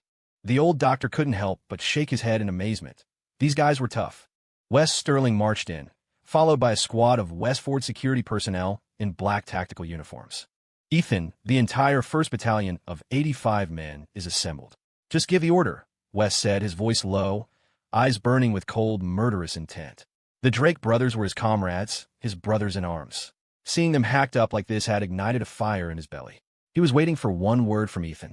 He was ready to lead his men straight to the Haynes residence and tear it down brick by brick to avenge the Drake brothers. Ethan sat in a chair, smoking a cigarette. He shook his head. "You aren't going anywhere." "Ethan." Wes looked at him in surprise, wanting to argue, but he swallowed the words. Ethan spoke calmly. "Wes, don't worry. Walter Haynes will pay for this. Every cent. But if you take men to find him now, who knows if you'll come back? And if you all get thrown in jail, going now is just walking into a trap." Wes paused, lowered his head, and replied, "Yes, Ethan. I was impulsive." Ethan waved his hand. "It's okay. I understand how you feel. But as the chief instructor of Westford Security and a company executive, you need to think before you act. You aren't fighting solo anymore, and you aren't leading a squad on a Black Ops mission. You have more to consider." Wes nodded heavily. "Understood, Ethan." Just then, the roar of engines came from outside, followed by shouting and heavy footsteps. A dozen vans and black sedans had pulled up outside the medical center. A crowd of men in black suits poured out, a sea of heads. "Ethan, Mr. Ford." A group of thugs in black suits rushed in. It was Henry Payne, Camel, Big Ed, and the rest, followed by the executives of Halo Group. "Why are you all here?" Ethan looked at Camel and the others in surprise. He had only asked Henry to bring a few people. He hadn't expected an army. Camel rushed forward, scanning Ethan anxiously. "Ethan, are you okay?" Ethan gave a wry smile. "I'm fine. Thanks to Duke and Dan protecting me."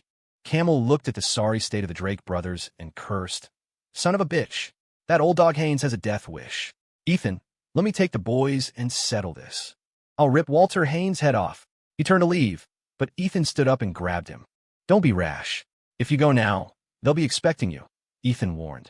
"Damn it. I'm not afraid of them. I've been in the game for years. I got brothers everywhere. I'm not scared of Walter Haynes. Ethan, don't stop me. I'll handle this. If I don't fix it, you can take my head." Camel shouted furiously, trying to pull away. "Stand down," Ethan shouted, his voice commanding. Camel saw that Ethan was genuinely angry and stopped in his tracks, not daring to move. "Always so reckless. Can't you use your damn brain for once?" Ethan scolded, sounding like a disappointed parent. "Today, nobody makes a move without my say-so." Camel's face fell. "But Ethan, that old dog Haynes, he tried to kill you." "I know," Ethan said coldly, "but my life isn't that easy to take. Big Ed, go outside. Tell the boys to disperse. Go back to whatever they were doing." Big Ed scratched his head, unsure of Ethan's plan, but since everyone followed Ethan's orders without question, he didn't dare argue. "Okay." Big Ed turned and left the room. The crowd outside began to dissipate. Henry Payne looked grave. "Ethan, it seems you were right. Old dog Haynes is desperate. His people are frantic. A corner dog jumps the wall, and now he's biting." Ethan blew out a smoke ring and smiled. "The more anxious Haynes gets, the more mistakes he'll make." "That's perfect." Henry thought for a moment. "Ethan, you won't let us take revenge. Do you have another plan? Given the situation, are we going to call the police?" Ethan's eyes flashed with approval. "Henry, you're getting smarter." Camel and the Halo Group executives were stunned. "What? The cops?" They were used to solving problems with their own methods. When something like this happened, it was natural to gather the boys for payback. They had never heard of calling the police for a gang war. Ethan nodded and sat back down. Yes, police. And get some reporters to conduct interviews. Prominent Chicago young entrepreneur attacked by organized crime ring. That sounds like a good headline. Henry realized the play and exclaimed, Ethan, you're a genius. Tank asked in surprise, wait, so we're just handing that guy Kane over? Ethan waved his hand. Not right now. We hand him over to the police only after he's spilled everything. Camel, I have a job for you. Camel stood at attention, grinning. Just give the order, Ethan. Whatever it is, consider it done. Ethan stubbed out his cigarette. That kid is definitely Haynes' confidant. Haynes wouldn't have trusted him with this mission otherwise. I don't care what method you use. Pry Kane's mouth open. He is the biggest leverage we have against Haynes. Camel gave a vicious smile. You got it, Ethan. That's my specialty. Even if his mouth was welded shut, I'd pry it open. Rest assured, consider the mission accomplished. I'm on it. Camel led a group of men out of the room. Ethan smiled. Anyone who fell into Camel's hands was in for a bad time. He had seen Camel's knife work before. Henry, go contact the newspapers in the state and the city. Spend some money. Get them all here, Ethan ordered. Henry smiled. Sure, I'll handle it right away. Ethan turned to Tank. Tank, call Detective Zimmer. We're reporting a crime. I'm sure he'll be very interested in this case. If he gets a promotion out of this, he owes me a favor. Tank jumped up, laughing. Ah, great plan, Ethan. I'm calling him now. He had guessed Ethan's plan. It was ruthless. Back in school, he had learned one thing. Never cross Ethan Ford. The consequences were always severe. The two of them went to work. Ethan finally looked at Wes. Wes, there's one more very important thing I need you to do. Wes stood straight.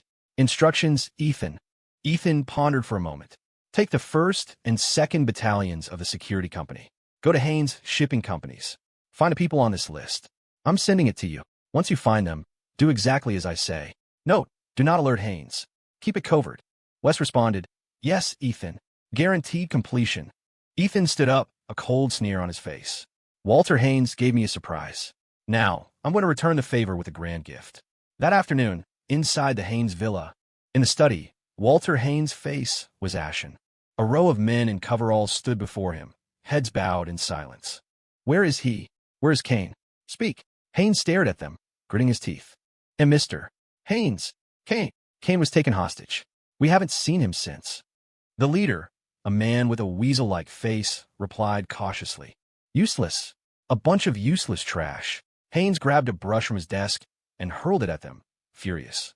When he heard Kane was taking action, he had been waiting for good news. He never expected failure, let alone that Kane would be captured by Ethan Ford. This news struck him like a thunderbolt. Kane had been with him for years and knew too many of his secrets. If that kid Ford managed to dig something out of Kane, things would get difficult. Haynes' expression darkened. He took a deep breath. Tell the boys to clean up all traces. Cut ties with Kane immediately to avoid the fire spreading to us. Is that clear? Yes, the men chorused. After everyone left, Wendy Zane walked in, asking urgently, Dad, is something wrong? You don't need to worry about these things. Nothing will happen. Haynes scolded. Get out. Wendy's mouth moved as if to speak, but she had no choice but to retreat. Haynes was left alone in the study. Crash. Haynes violently swept everything off his desk. His old eyes were bloodshot. Gone was his usual calm demeanor. Now that it was a matter of life and death, no one could remain calm. The moment he moved against Ethan Ford, the situation became irreversible. Between the Haynes family and Ethan Ford, only one could survive. To kill that kid Ford. Looks like I have to ask him for help. A cold, lethal light flashed in Walter Haynes' eyes. The next morning, Chicago General Hospital. A light rain was falling. Detective Zimmer walked briskly into the hospital with a grim face, flanked by Officer Lewis and a squad of officers. Such a large police presence immediately drew the attention of passers-by, sparking whispers. So many cops. What's the big case? I don't know. Maybe a murder.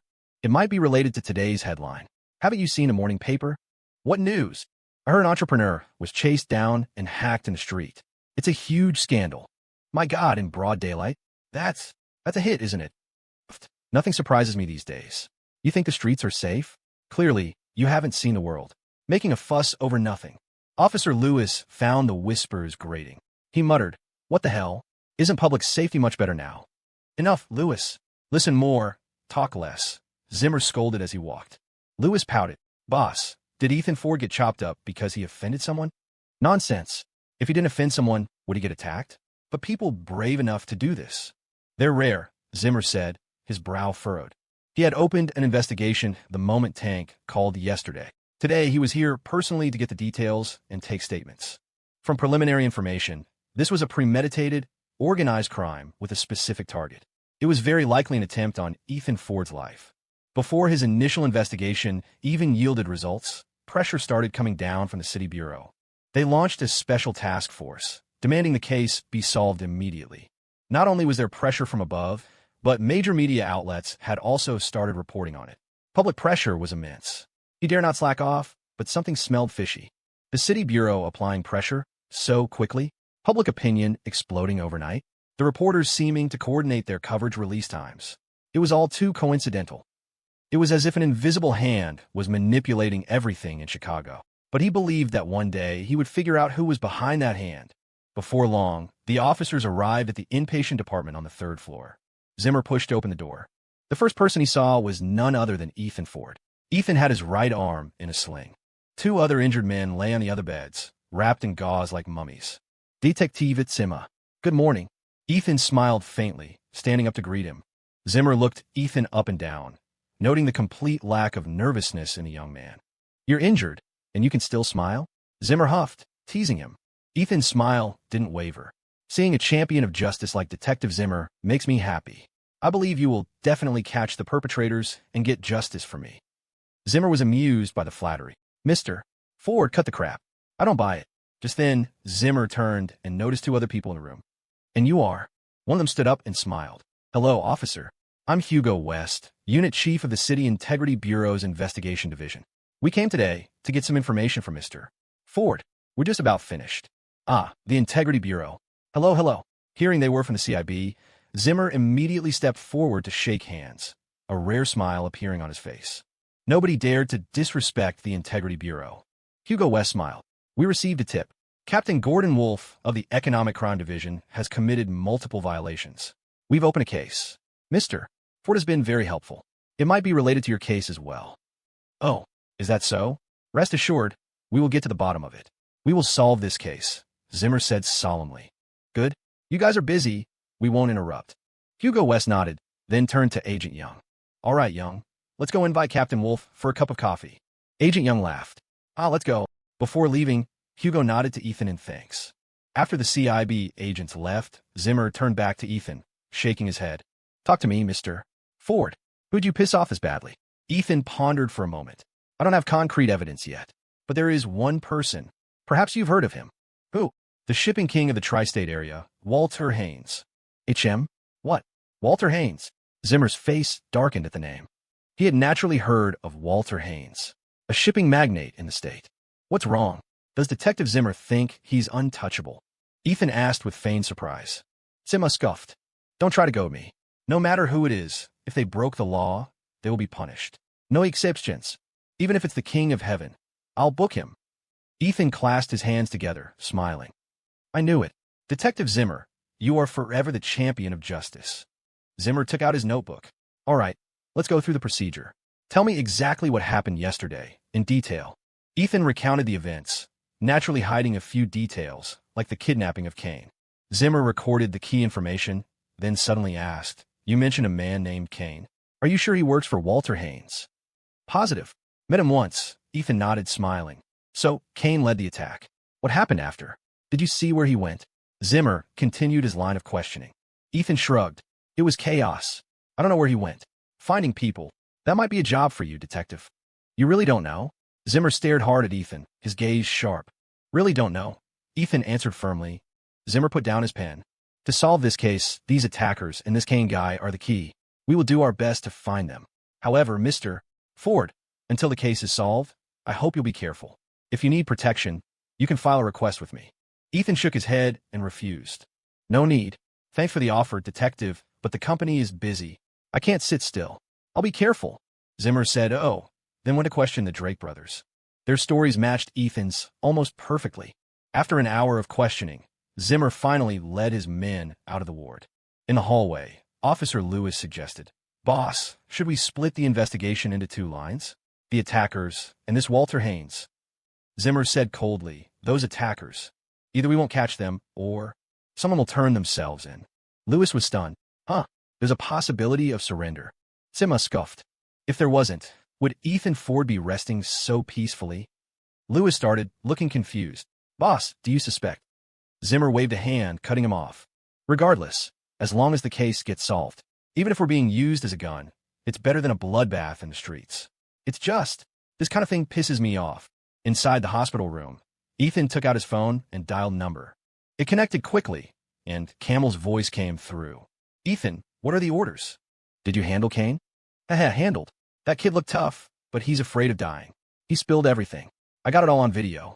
Even if we let him go, that old ghost Haynes won't let him live.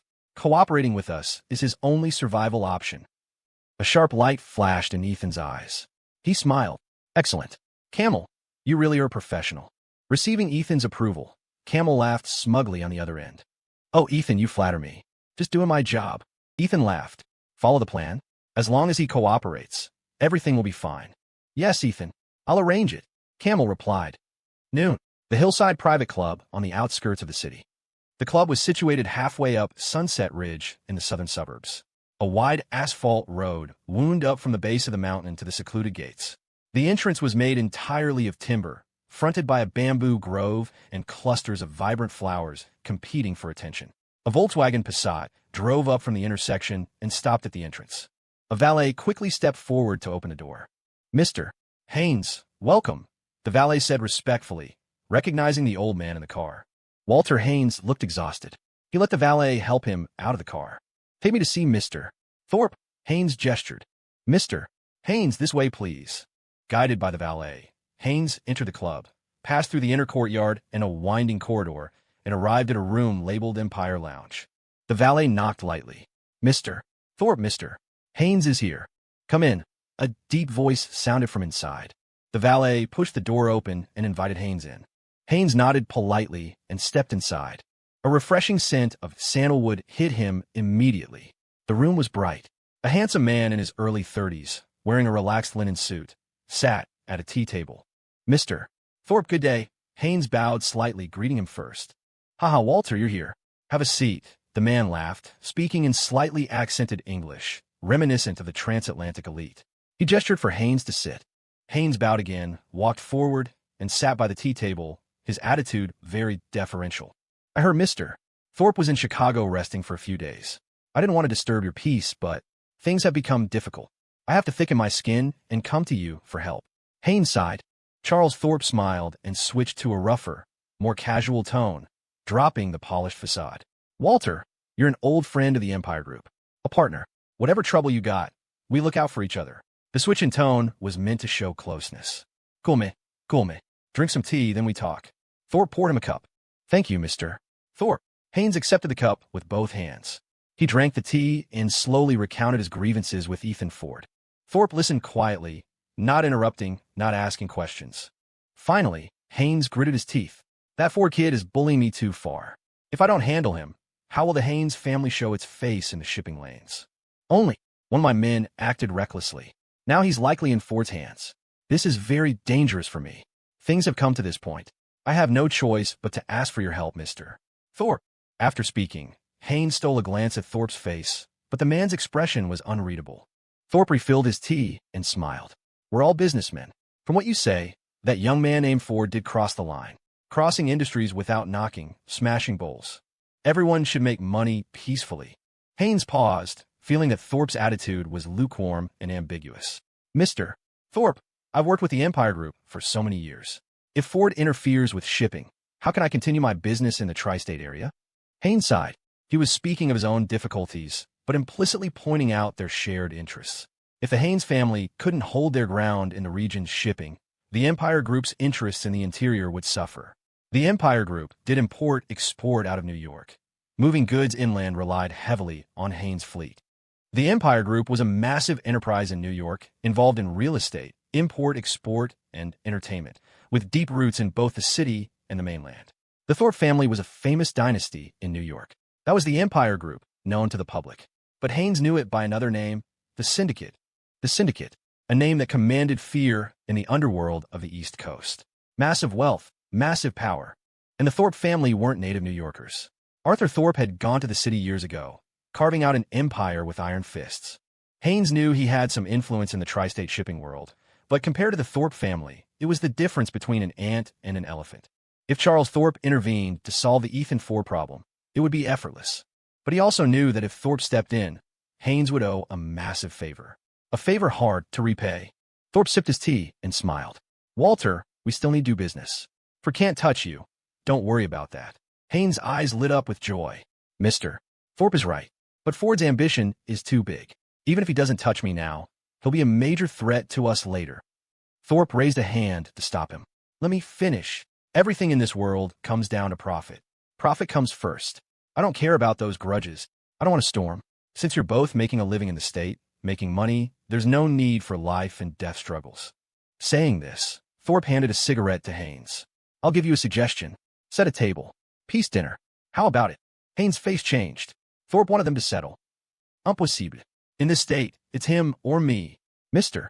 Thorpe, I cannot sit at a peace table. Haynes slammed his cane down, grinding his teeth. Thorpe didn't get angry. He lit his own cigarette. I know about Ford.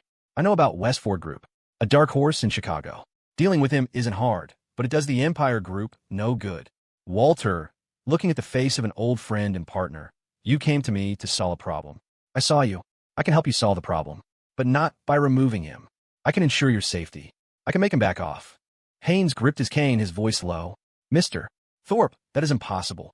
Thorpe raised an eyebrow, flicked some ash, and said calmly, Walter, you have to understand. I'm not negotiating with you. I understand how you feel, but business is business. I want stability, Charles Thorpe continued. Walter Haynes looked embarrassed, but faced with the domineering Thorpe, he felt mostly helpless. The Thorpe family was true old money and new power. They were on a level far above a shipping merchant like him. Although the Haynes family didn't rely entirely on the Thorpes to survive, the Thorpe family's influence could crush him like a bug. Haynes half closed his eyes, saying nothing. After a long while, he opened them. Mr. Thorpe wants me to swallow this insult. Thorpe smiled. Make Ford pay some compensation. Real gold and silver. Considerate payment for you stepping back.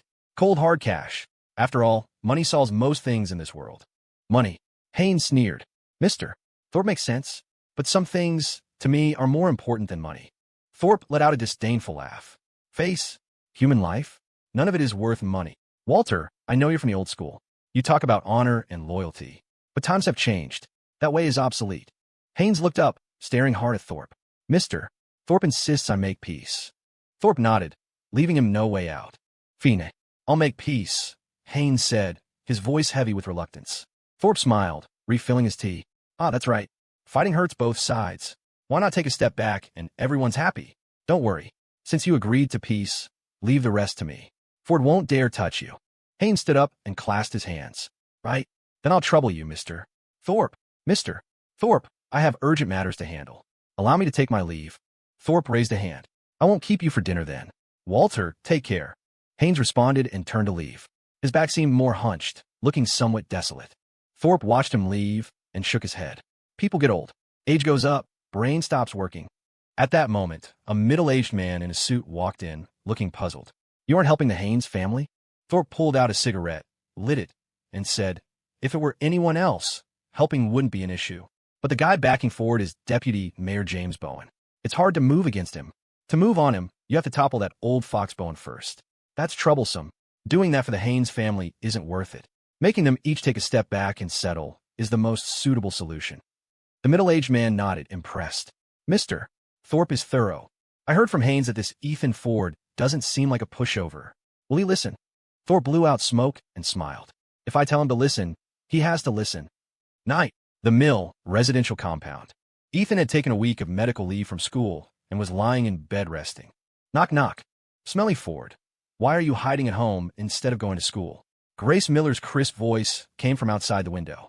He scrambled out of bed, pulled open the curtains, and saw Grace poking at the window with an extendable closed pole, puffing out her cheeks and glaring at him.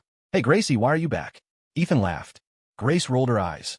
To check on you, obviously. To see if you kicked the bucket yet. Ethan gave a dry laugh. He had been busy with company matters these past few days. Since Haynes had started making moves, he had to lay low, mostly to avoid dragging Grace into it. Too busy lately. Tired. Wanted to come home and rest. Grace asked with concern, Are you okay? By the way, you haven't told me yet. Who is targeting you? I asked Tank and the others, and they won't tell me either. Ethan soothed her. It's nothing, just a small dispute. Don't worry. Grace glared at him. Do you take me for an idiot? A small dispute puts you in the hospital? You just don't want to tell me. Ethan smiled bitterly. Well, I was afraid you'd worry. Sigh, Gracie. Some things you shouldn't deal with. It's better if you don't know. Grace deflated instantly, sighing helplessly. Fine. Since you don't want to tell me, I won't ask anymore. She knew Ethan never wanted her involved in business matters, nor would he tell her about the dangers involved. But her intuition was sharp. After the incident with the Reaper vein, she already knew some things were dangerous. It was just that Ethan always chose to block the danger alone, protecting her. No matter what, you have to be careful. If anything happens to you, I'm holding you responsible. Grace waved her small fist, warning him. Her cute demeanor amused Ethan. This girl, even her concern was so unique. Ethan laughed. Hee hee, you can do whatever you want to me. Anyway, no more than 7 times a night.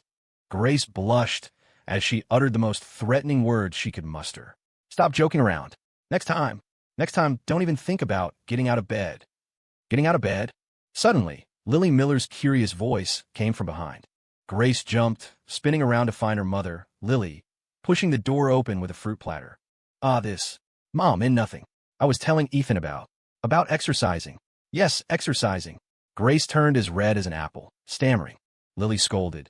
No matter how much you exercise, you can't exercise until you can't get out of bed. Really now? Here, have some fruit. Take some over to Ethan while you're at it. Grace gave a dry laugh. Okay, got it. Mom, this fruit isn't even enough for me, and I have to share with that guy? You really love me. Lily rolled her eyes at her. Not even sharing a little with your boyfriend? You really love him too. Stop sassing me and take it over. With that, Lily put down the platter and left. Gracie, what good stuff do you have? Let me see. Ethan shouted. Grace picked up the platter to show off to Ethan, laughing. You want some? Not giving it to you, starve you to death. Grace pulled the curtains shut, preparing to enjoy it alone. Ethan used to eat all the good stuff by himself. This was just a little punishment for him. She put the fruit on the table, then picked up the stuffed pig from the bed and sat it on a chair. Come on, piggy, open wide. Grace waved an apple in front of the pig, pretending it was Ethan. Oh no, you can't open your mouth? Then you don't get to eat. Guess I'll eat it myself. Grace took a bite, eating with gusto. That's what you get for keeping secrets from me, smelly guy. Now look, I have food and I won't give you any. So there. Bleh, Grace made a face at the stuffed pig, looking very pleased with herself. If you tell me everything, I'll reward you with a piece. Okay? Will you tell? Still not confessing.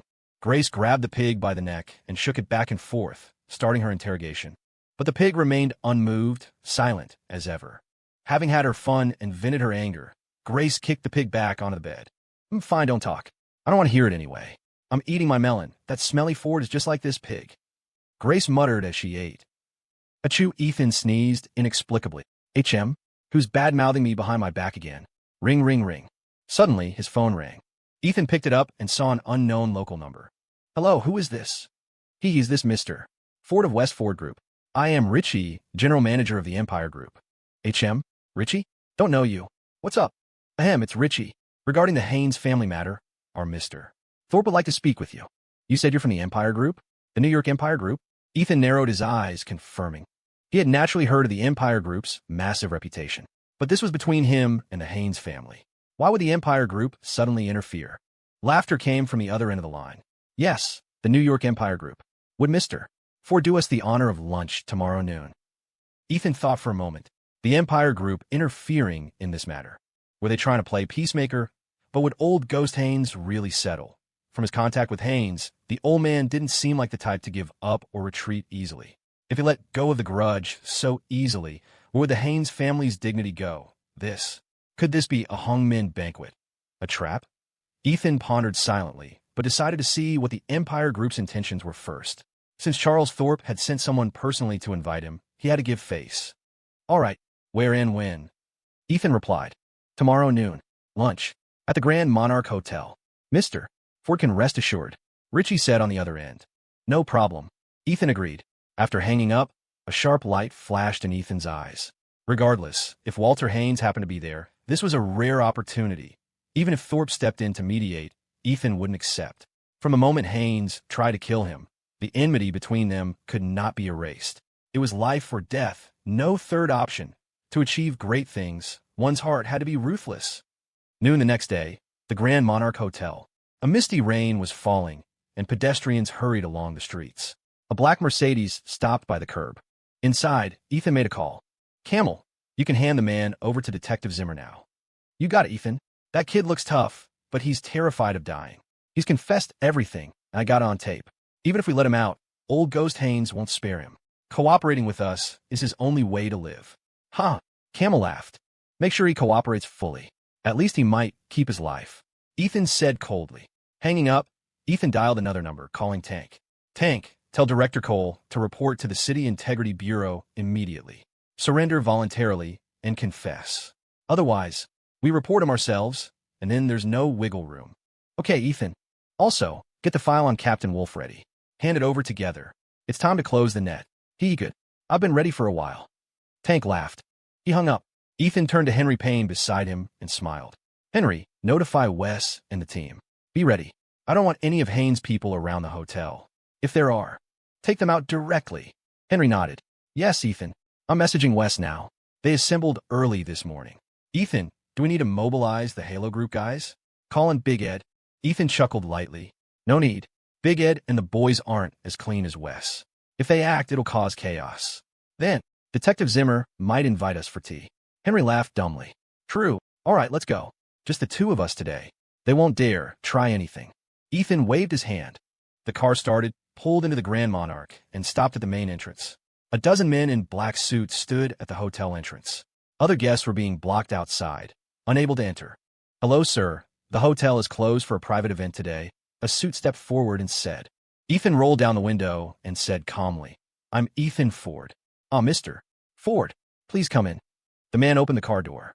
Ethan stepped out, looked around, and laughed. The Empire Group really has a big hand. Booked the entire Grand Monarch. The Grand Monarch was a key venue for receiving foreign dignitaries. Usually, booking the whole place wasn't allowed. It wasn't just about money. It was about the connections behind it. Without connections, you couldn't book it. As expected of Charles Thorpe, choosing this place demonstrated his power perfectly. Let's go. Lead the way. Ethan adjusted his suit and smiled. Mr. Ford, this way. The man gestured. Ethan and Henry entered together, passed through the lobby, and arrived at the door of a large private dining room. The man pushed the door open. Mr. Thorpe, Mr. Ford is here. Ethan's gaze landed on the man sitting at the head of the table inside. He was about 30, handsome, with slick back hair, looking very refined.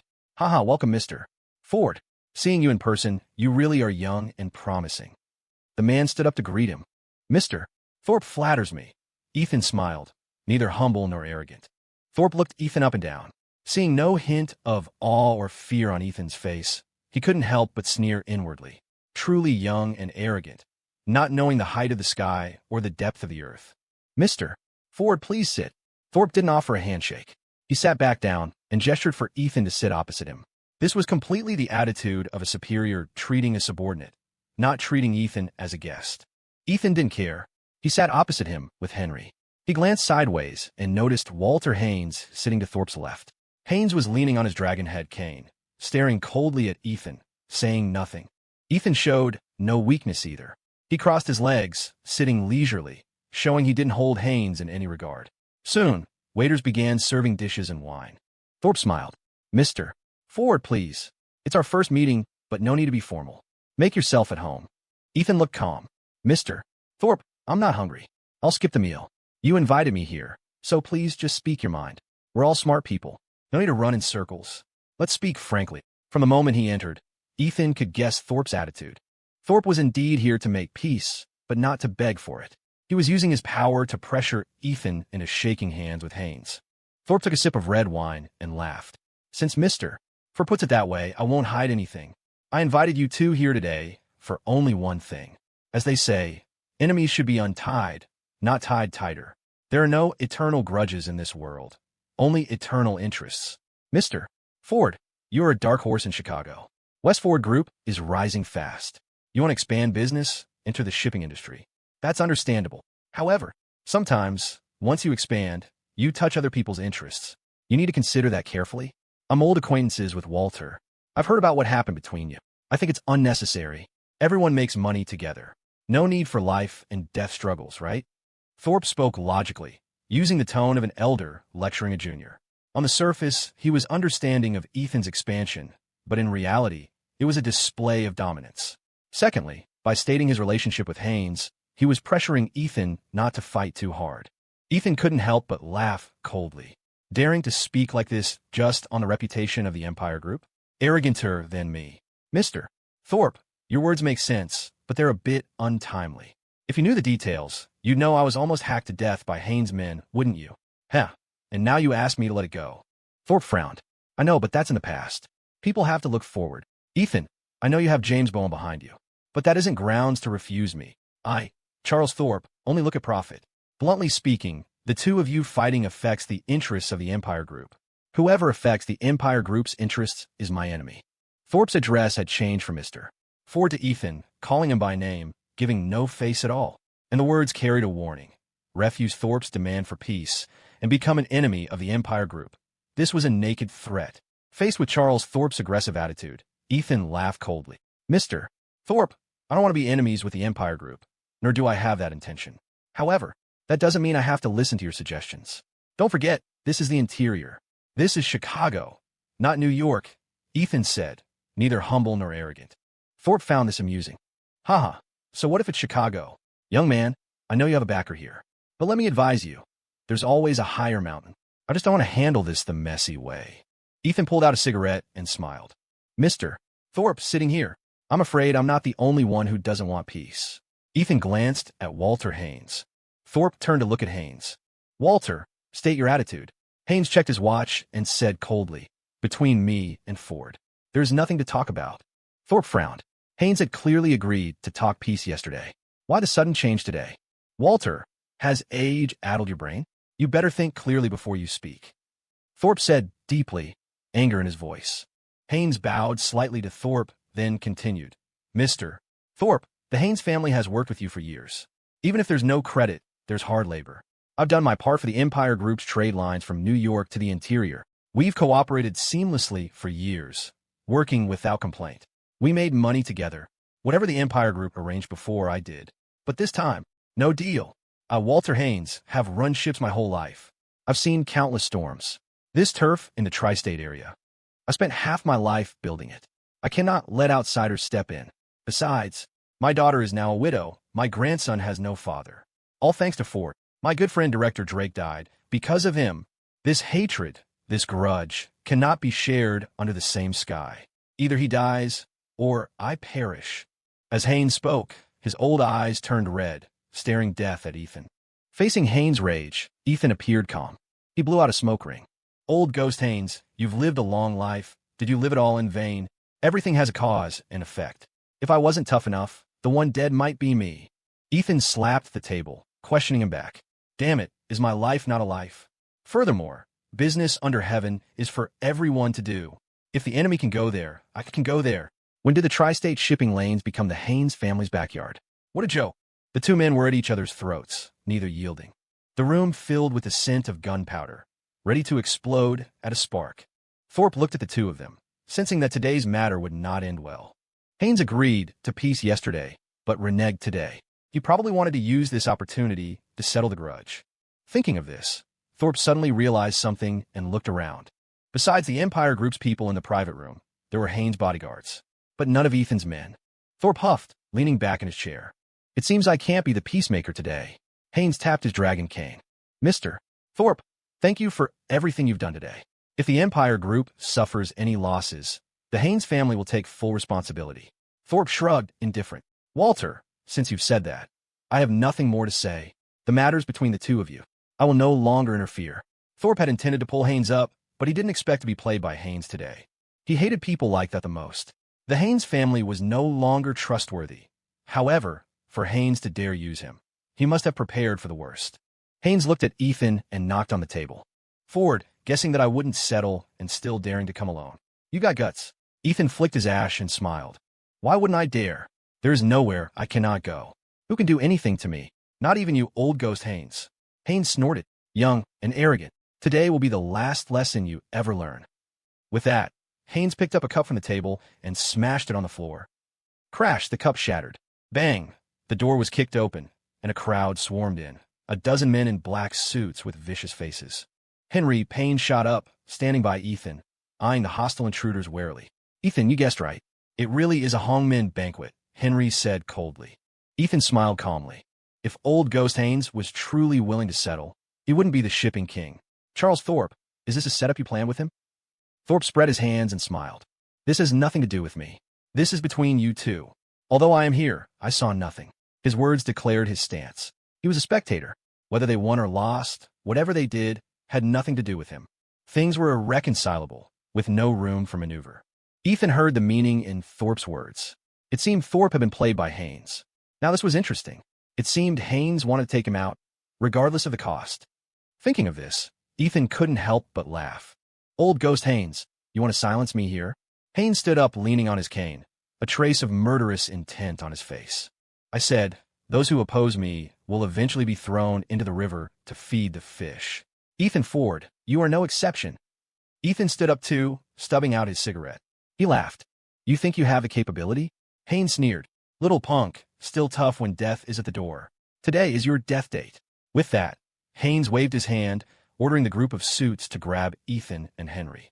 But nobody moved. They all stood rooted to the spot. Haynes froze. He turned to the leaders of the group. Uncle Rube, Hydro, what are you waiting for? Do it. But a complex look flashed in those men's eyes. The other thugs hesitated too, unsure who to listen to. Thorpe was a bit confused too, unsure why Haynes' men weren't moving. But looking at Ethan's calm face again, realization dawned. Haynes' people were compromised. Was this the confidence that allowed Ethan to come personally? A gleam flashed in Thorpe's eyes. He suddenly felt this young man was far from simple. Haynes sensed something was wrong. He rushed forward 2 steps and slapped the man called Uncle Rube across the face, screaming, "Bastard, what is the meaning of this?" Uncle Rube took the slap without fighting back, just keeping his head down in silence. Ethan laughed coldly. Old Ghost Haynes, you want to die? But nobody wants to be buried with you. These are Kane's brothers. Do they not know Kane's fate? Haynes' heart shook violently, shock appearing on his face. He had guessed what Ethan had done. Suddenly, bang, the door was pushed open, and a group of police officers poured in, restraining all of Haynes' men. Everyone, stay where you are. Do not move. Detective Zimmer shouted loudly. The moment Haynes saw Zimmer, his expression turned to shock, then disbelief. Finally, only despair remained in his eyes. Zimmer strode up to him and said coldly, Walter Haynes, you are suspected of multiple criminal activities. Come with us. Detective Zimmer produced an arrest warrant and showed it to Walter Haynes. We have decided to open a case against you and take compulsory measures.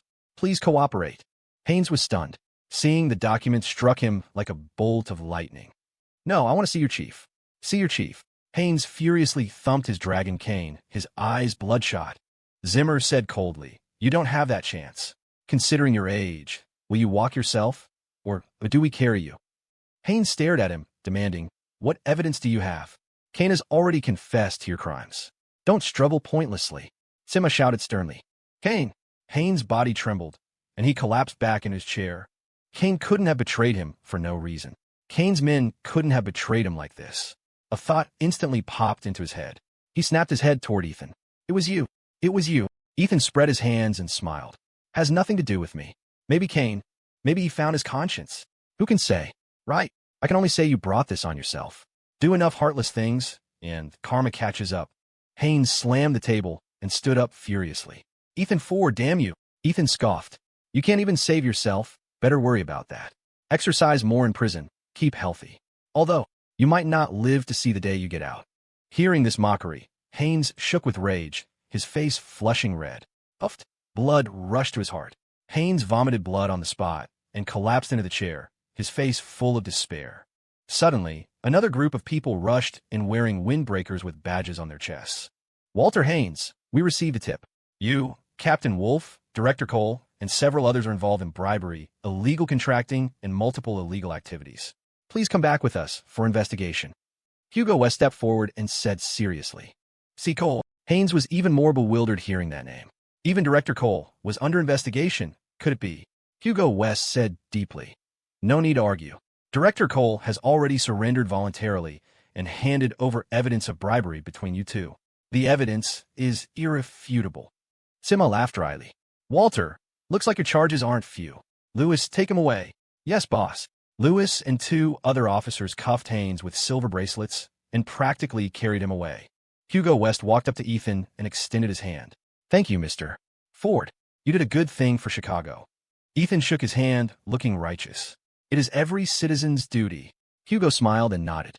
"The old leadership didn't judge you wrong. I have work to handle. Mr.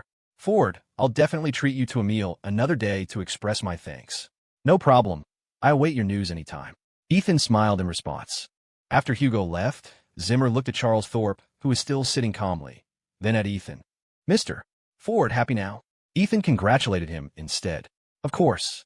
I can congratulate Detective Zimmer on his promotion in advance." Zimmer huffed and turned to leave, ordering his men to take all of Haynes' subordinates back. However, there was no joy of promotion on his face, because he felt like he had been led by the nose by Ethan Ford in this matter, but he had no proof. The giant hand behind the whole event was likely Ethan, but Zimmer was helpless, so he felt a sense of suffocation, devoid of the excitement of solving a major case. After Zimmer and the police left, only Ethan, Henry, Thorpe, and his subordinates remained in the private room. Thorpe clapped his hand from his chair, laughing. "Truly opened my eyes." He didn't feel the slightest bit sad about Haynes being taken away. He only marveled at how ruthless and clean Ethan's methods were. It seemed he had underestimated this young man. "Mr. Thorpe jokes. Isn't the problem solved now?" Ethan shrugged, relaxed. Thorpe nodded. "Yes, solved. Old man Haynes is finished. But what about the Empire Group's business in the interior? Mr. Ford, what do you say?" Toward the end, Thorpe's voice turned cold. Haynes could lose, but it was better if he didn't get wiped out. If the Haynes family fell, it affected the Empire Group's interests. Now that Ethan had put the man inside, judging by the situation, there was almost no chance of getting him out. With the Haynes family toppled, the Empire Group's cargo transit would face major problems. Ethan leaned both hands on the table, staring at Thorpe. He smiled. "Many people can do business. Why must it be Walter Haynes?" Thorpe narrowed his eyes. "You? Not impossible. Depends if you have the capability to eat Haynes' share." With that, Thorpe stood up, adjusted his suit jacket, and smiled. "Mr. Ford, we will meet again. You are a very interesting young man. I like you." "Huh." Thorpe laughed a few times, then led his people straight out. After everyone left the room, Henry whispered, "Ethan, we're going to do business with these New Yorkers? I feel like this guy has no human touch at all. Haynes just said they were partners for years, old friends. Now Haynes is arrested, and he doesn't care at all." Ethan took out a cigarette and shared one with him. He smiled. "That's the syndicate. People like that only talk profit, not sentiment. I do intend to do business with them. Building a line to New York is beneficial for us." Ethan lit the cigarette, sat in the chair, and sighed. New York is the bridge between the interior and foreign capital. It's the most important financial bridgehead. Westford Group's next step is to establish a financial division and build our own financing platform. We can't do that without New York. Establishing a private capital institution in the interior is harder than ascending to heaven. Very difficult, but New York is different. We can operate freely there. For example, first establish a private capital bank. Henry was moved, excitement unable to be contained on his face. Setting up a private bank. That was something he hadn't dared to dream of before. "Ethan, that takes a lot of money, right?" Ethan nodded and smiled. "Registered capital of no less than $100 million, plus certification from the banking authority and a CPB license. Only with a financial platform can we borrow a chicken to lay eggs, use foreign capital to lay the eggs for our semiconductor industry. If the entire semiconductor industry chain isn't cleared, we'll be choked by the West in the future, helpless." Henry looked solemn, nodding, understanding the importance. "Ethan, what about Haynes' assets?" A sharp light flashed in Ethan's eyes. "Eat everything we can. From now on, there is no Haynes family in the tri-state area. Westford Group calls the shots." Night fell. Inside the police interrogation room, the room was dim. A single light fell on Walter Haynes' haggard face, making him look even more worn. He stared blankly at the light on the table, dazed. Behind the glass opposite him, Detective Zimmer watched with a furrowed brow. "He's been like this the whole time." Officer Lewis nodded helplessly. "Since we got back, I tried questioning him a few times. No reaction. Boss, you better try. Zimmer Hoft. Come with me." He turned and opened the door to the interrogation room. Zimmer sat opposite Haynes, knocked on the table, and said, "Walter, don't think staying silent means we can't do anything. The evidence against you is solid, irrefutable. If you keep this uncooperative attitude, sentencing will be stricter. If you cooperate honestly and confess voluntarily, The judge might consider your attitude and age and handle it with leniency. You choose. Haynes slowly came back to his senses, looked up at Zimmer, and laughed self-deprecatingly. Detective, based on my charges, roughly how many years? Zimmer was silent for a moment. Death penalty, suspended. Haynes laughed at himself again. Now look at these old bones. How many years do I have left? Zimmer frowned and shouted. Don't change the subject. Confess. Haynes sighed with emotion. Walter Haynes, spent so many years on the water, weathered countless storms. I never thought. In the end, I'd fall into the hands of a young man. I'm not resigned. Not resigned. Zimmer sneered. Walter, you picked Ethan Ford as an opponent. You lost fair and square. However, you brought this on yourself. Haynes' eyes were bloodshot. He asked, Detective, people live for various interests, fight to the death. I won most of my life. I just didn't expect to lose this once. Ethan Ford will lose one day too. Zimmer knocked on the table. I don't care who wins or loses. But as long as someone breaks the law, I have to care. Right now it's you, Walter Haynes, who committed solicitation of murder, organized crime, multiple assault cases, illegal contracting, and a series of other crimes. Haynes gave a miserable laugh and slumped in his chair. Suddenly, he clutched his chest, looking in extreme pain, and fell to the floor. Heart attack. Zimmer rushed forward to check, then turned and shouted, Quick, get him to the hospital. Late night. The city traditional Chinese medicine hospital. In the ward, Wendy Zane held her father's hand tightly, her face full of worry. Walter Haynes suddenly opened his eyes and looked at Wendy. Police outside? Seeing her father wake up, Wendy asked anxiously, Dad, are you okay? Answer me, Haynes said deeply. Yes, police are watching the door, Wendy replied, confused why her father asked this suddenly. Haynes let out a breath, his voice hoarse. Where is Bobby? At Annie's place, Wendy replied, looking at her father's pale face on the hospital bed. Her heart ached, and she couldn't help but tear up. Haynes touched his daughter's head, wiped away her tears, and smiled weakly. Good girl, don't cry.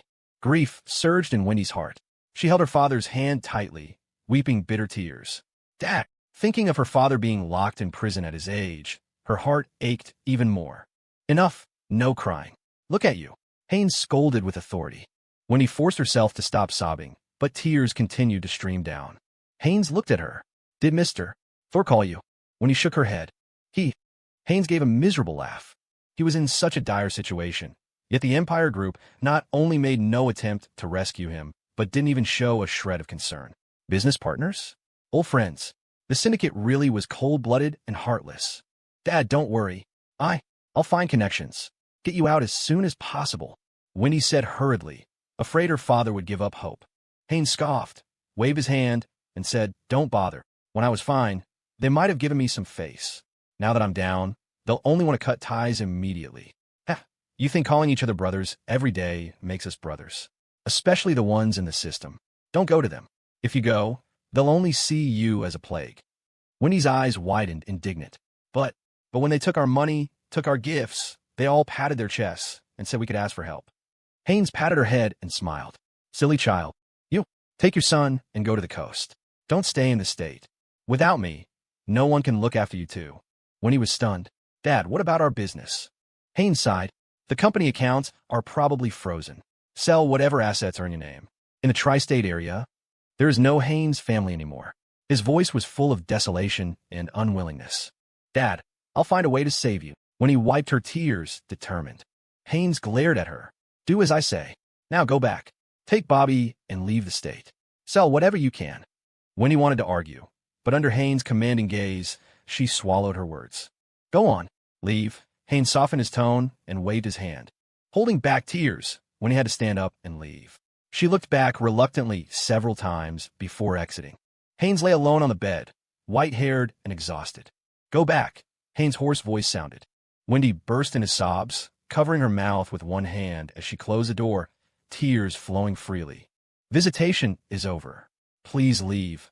A young officer walked up to her and gestured for her to go. Wendy walked away like a helpless child, wiping her tears. Inside the room, Haynes shakily got up from the bed. Without his dragon cane, he had to support himself with the four-stand. Leaning on it, he slowly walked to the window. He opened the window and watched his daughter walk out of the hospital and get into a car. He watched the car drive away with tears of reluctance in his eyes. You too must be safe in the future. Haynes muttered to himself. Yeah, Walter Haynes, can die on a ship, die at sea, die in the river, but I will never die in a cage.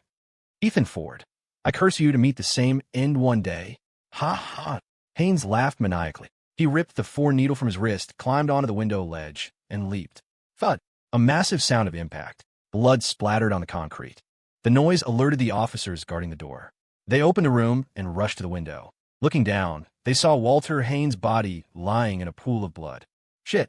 Quick, tell the boss. Late night at the West Ford Group.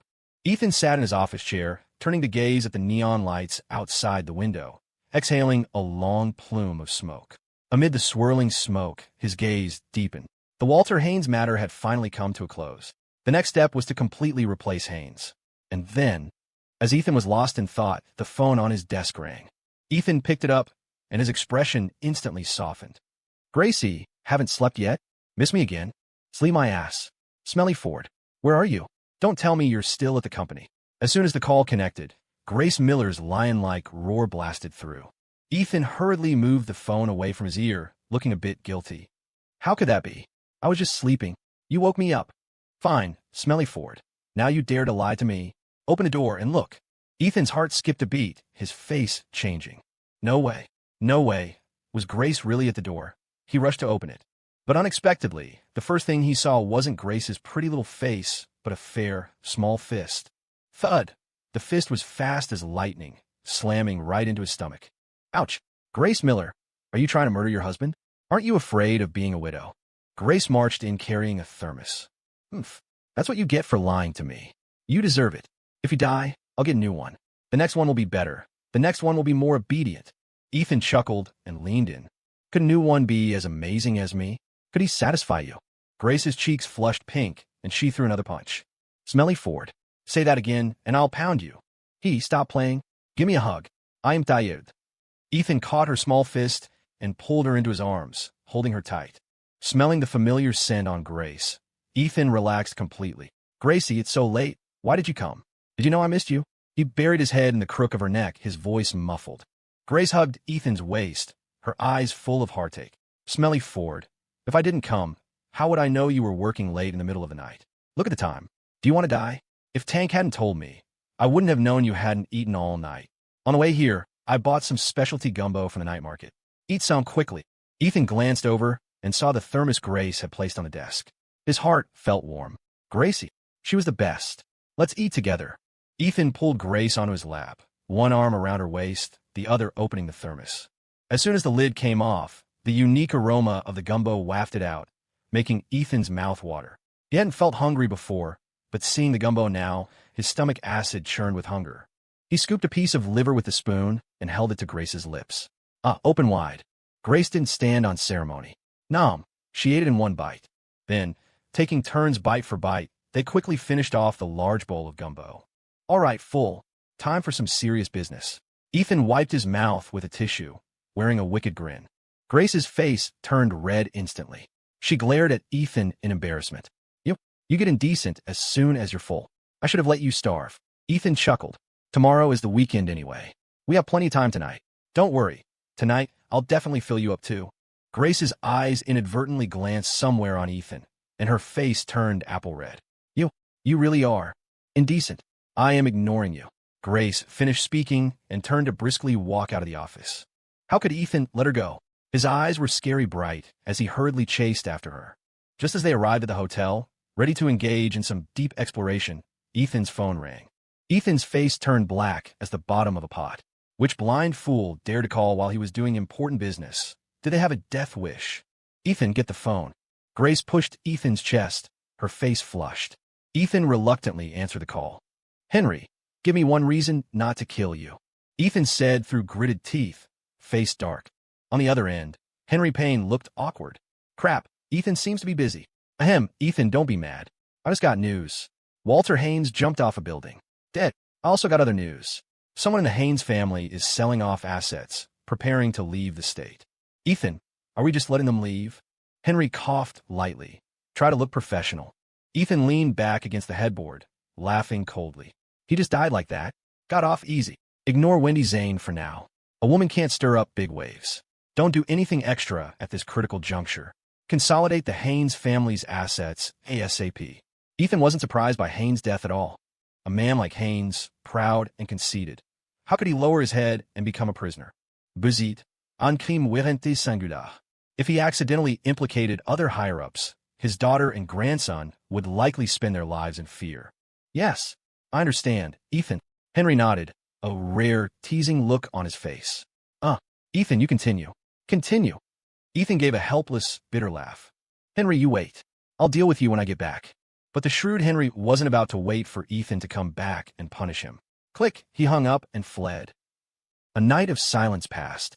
At 9 the next morning, Ethan, fast asleep, suddenly felt he couldn't breathe. It was like a giant object was crushing him, suffocating him.